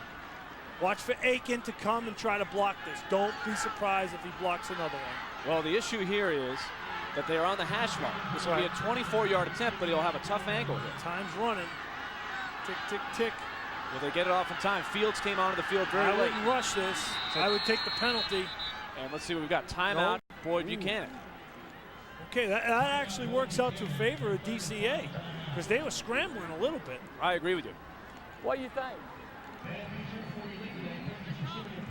So John Bevins will be the man on the line. John Bevins, 1 out of 2 tonight. Hit the game-tying field goal just minutes ago. Had a field goal blocked at the last play of the first half from 39 yards out, which was turned into a touchdown going the other way by Daniel Ashley. Now let's hear what Dennis Goodwin told his team during the last huddle. Dadgummit! Know what's going on. Hey, I really split them wide here. Receivers got to get Oakley. You get inside. You get on the line. You be X. You be Z. Block the inside guy. Okay? We're gonna go. 1 minute. Wide left, twins over, 7 wide. Make it happen. Make it happen. Well, that was when they had to burn the last time out. Right. But that preceded the nice play to Hoskins to get them down where they are. This will be a 24-yard attempt to give DCA the lead. They trail 24-7 at the half. They have tried to come all the way back. Here is John Beck. It's a line drive kick, no good. Gosh! A bad snap and a bad hold and a bad kick, and DCA had a chance to put this game away. Nothing went right for DCA on that play, so new life for Boyd Buchanan, and their fans are going wild. Let's watch both sidelines' reaction. And we talked about special teams earlier, Willie. Look at this. We talked about special teams earlier. Let's take a look at what happened here. Oh, he's bad snap, bad hold. Pat, it looked like the angle bothered him a little bit. Yeah. It looked like he was trying to make sure he got it up. I mean, I agree. I may have run a play back to the middle of the field and then spiked at the next play, then kicked the field goal. Well, and it's easy to second guess, but I'm going to tell you that because then you set up a frantic situation as well. What if you don't? You'd be kicking yourself if you didn't get the spike. You could spike it, and even if you don't spike it, let's say you get a penalty, you're still going to be able to kick the field goal. So now Boyd Buchanan will draw to Pearden, and he will get taken down, and we will go to overtime. That's what I'm talking about. For the second time in 3 years, the 1A football game is going to go to overtime. Well, two completely different overtimes for Boyd Buchanan. 2 years ago, they were thrilled to get to overtime because they had come from way behind. If you're DCA, you're thrilled. Yeah, Boyd Buchanan was in command. The reality is they were in command, and they're probably still thrilled to be into overtime. Right, I mean, they're thrilled for a different reason. Because they dodged the bullet. Now, big mental challenge now for Dennis Goodwin and his Wildcats because they've dominated the second half. They had the game in their grasp. They couldn't execute the field goal, so now they're probably thinking in the back of their mind, what are we doing in overtime? But they have to shake it off, Pat, and move forward. Right. They got to come back to the same thing that got them here. You know what got them here? Number 25 behind those 5 big horses. So we'll go to overtime. Let's listen to some more sounds of the game. Horrible snap.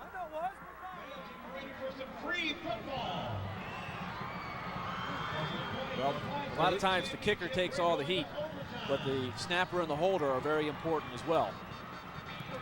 And so we will go on to overtime. And you've got to shake it off because there might be another big kick you have to make. Absolutely. We'll take a break. Overtime is coming up.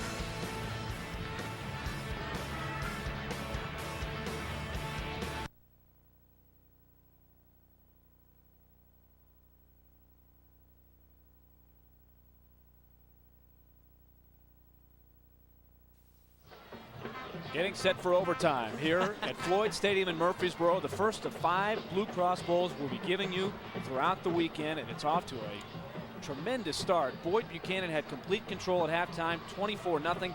DCA came roaring back, scored on their first 2 drives of the third quarter. So with 5 minutes to go, they had cut it to 3, and then they had multiple chances to take the lead. And Pat, they've got to be thinking on the last two drives to come out with 3 points. It looks so easy. They were moving the ball. And so Boyd Buchanan does a great job to hang in there to get to overtime. You know, Coach Akins and his staff did a great job of hanging in there and being tough. We talked about it, Willie. We talked about the special teams. It seemed like right now that Boyd Buchanan's special teams were just a better group. They punted better. They blocked field goals. And right there, botch snap, sure enough. And there is Josh Trammell, number 9, who had a lot of pressure thrown on him. Jim Fenwick, one of the leaders of this team, number 3, went out with the hip pointer. Trammell has played the second half and played well, 5 out of 9 with some clutch throws in the last drive. And that guy those 2 guys right there, along with the rest of the offensive line, have done a great job the second half and deserve all the credit for getting DCA back in. And Boyd Buchanan has won the toss in overtime. Now they're discussing with Chris Wooden which side of the field you want to play on. And referee Benny Blackstock is going to tell us. Right. And sure enough, it's going to be Boyd Buchanan who decided to go on defense first, so that way they know what DCA has, which is always a great choice when you're in these type of Texas overtime situations. What you do is you want to go on defense first because you know if you stop them immediately, all you need is a field goal. You don't need a touchdown, so you could be a little more conservative, so you know how to play. 4 plays from the 10 is the rule. It's not like college where you get it to 25 and you can get a first down. Right. You got to make it happen in 4 plays. So Trammell and company will go to work, and you figure you'll get a steady dose of Wooden, who has 221 yards and 2 touchdowns in the second half alone. That's ridiculous. And you know what? He made a statement tonight why he should have been a Mr. Football candidate, in my opinion. I go back to that first drive where Trammell completed the big 3rd down and 6, and ever since then he has played with a lot of confidence, so throwing is an option. First down for DCA as we start overtime in the rematch. Boyd Buchanan won this matchup last year. Trammell, play fake on first down. Got a man, Hoskins. He is in for the touchdown. Now, Trammell again put it right on the money, and Hoskins has caught 3 passes in the last 5 minutes. And he hadn't caught any all year. Had not caught a ball all year, and they have found him 3 times, this time coming back to the left, and he's in for the 10-yard TD. It's the same play. It's the play action. He rolls out. Hoskins just runs a flat route. The receiver takes the DB inside right there. That's number 31. Fields takes the DB inside. Hoskins runs the flat. The linebacker can't get to him. Sure enough, touchdown. Well, you have to respect Wooden, so nobody's covering him as he slips through. The play action does the job. Here's Bevins for a big extra point. And he drills it right through. So DCA has drawn first blood, 31-24. If you're Dennis Goodwin, you're saying, why couldn't we have done that 10 minutes ago? Their first lead of the game. Here we That's are right. in overtime. Wow, that's true. First lead of the game. Now, what do you do if you're Boyd Buchanan? Well, if I'm Boyd Buchanan, I'm going to work Pearden outside, and I'm going to work Akins back inside for counters. Boyd Buchanan has not scored an offensive touchdown since the final play of the first quarter. Which was, no, final play of the first quarter. You're Drew right. Akins scrambled. You're right. They hit a field goal in the second quarter, then scored the touchdown on the blocked field goal return by Daniel Atchley. So this is an offense that's been sputtering some since the first quarter. And now Boyd Buchanan in the total yard category, get this, has been outgained 501 to 263. But it doesn't really matter. It comes down if Boyd right Buchanan can get 10 yards here, they stay alive. Watch the defensive front for DCA and the offensive front for Boyd Buchanan. Let's see where the matchup ends up.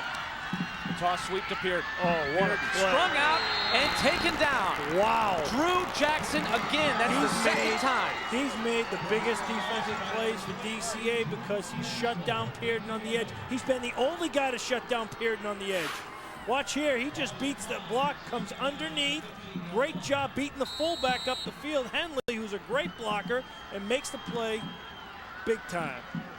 You have to look at Drew Akins making a play with his feet. That's where they've been the most effective tonight. 2nd and 15. 2nd and goal from the 15. Play action. Akins looks down the field. Lobs it to the end zone. It is in and out of the hands of the receiver. And that's the defender's Hunter Wallace had a shot at it, and he is claiming that he was interfered with. Number 31, Fields. That whole secondary, dominant. We kept talking about it. Watch right here. Goes up, distracts the receiver. Nice play. Now watch the hand of Fields. He gets right into the face mask area. Oh, yeah, and actually he grabs the face mask. Well, watch it right there. His right hand. He did grab the face. You know mask. what? That's a missed call. I hate to say it. The officials have done a fabulous job tonight. And I think it's an easy one to miss because he was reaching up to make a play on the ball. You're exactly right. So it might have been inadvertent, but still it is a face mask, and it looks like DCA has somebody down. And he is still down, Fields. And while we have a moment, as Fields gets up to his feet, hotel accommodations have been provided by the Hampton Inn in Murfreesboro. We want to take a moment and thank them during this tremendous first game. And we are just getting started here, folks. The 2A championship is coming up next. It'll be Alcoa against the defending champion, Huntington. I don't know how we're going to have enough energy to carry through, but I think on adrenaline alone, we'll get through. And right now, still with 2 plays to go, we're going to take a look at, to this point, the Wendy's play of the game. To this point. Right, when the Wendy's got to be play of careful the of these game. overtimes. Here it is quickly before this 3rd down Oh, play. they're going twins right here. Here's the touchdown to put DCA ahead. Tiger Hoskins does the honors. But now on 3rd down, we get back to live action. Akins rolling. He's gone. Got time. He's gone. Moving. Throwing to the end zone. Oh, It no. is intercepted. And there it is. That's the ball game. DCA. Austin Garrett puts it in the freezer. Wow. What a football game. Austin Garrett puts it away. DCA has won the single-A Blue Cross Bowl for the first time in 8 years. And DCA is the champion. Willie, if this is any indication of what's about to happen the rest of the weekend, I suggest everybody at home that's within driving distance kind of cruises on out here and enjoys some more football. Very impressive. Very great job. I'm going to say it again. Boyd Buchanan, incredible football team, great coach. Robert Akins, a great player. Pearden, Mr. Football, another great player, Drew Akins. A great group of seniors, 38-5 in their last 3 years. The DCA Wildcats were down 24-7. They came all the way back. There is Austin Garrett, who intercepted the pass to end the game. Secondary, we talked about it. We kept touching on it. I said, hey, these guys are a bunch of vultures back there. Sure enough. And there is the epitome of the winning and losing sidelines. Drew Aiken, father and son there. What a game Drew Aiken's played. Yeah, on his last game. He has no reason. Well, of course you have a reason to be down because you didn't win, but he has no reason because he plays a great brand of football right there. That kid's a tough guy. Play for me anytime. So Boyd Buchanan wins last year. DCA comes back and wins this year. For the second time in 3 years, Boyd Buchanan has lost in overtime. We're going to take a break, and we'll come back with the champions in a moment. At 7 o'clock, join us for our 2A championship, Alcoa against Huntington. Congratulations to the DCA Wildcats, single A state champions in the state of Tennessee.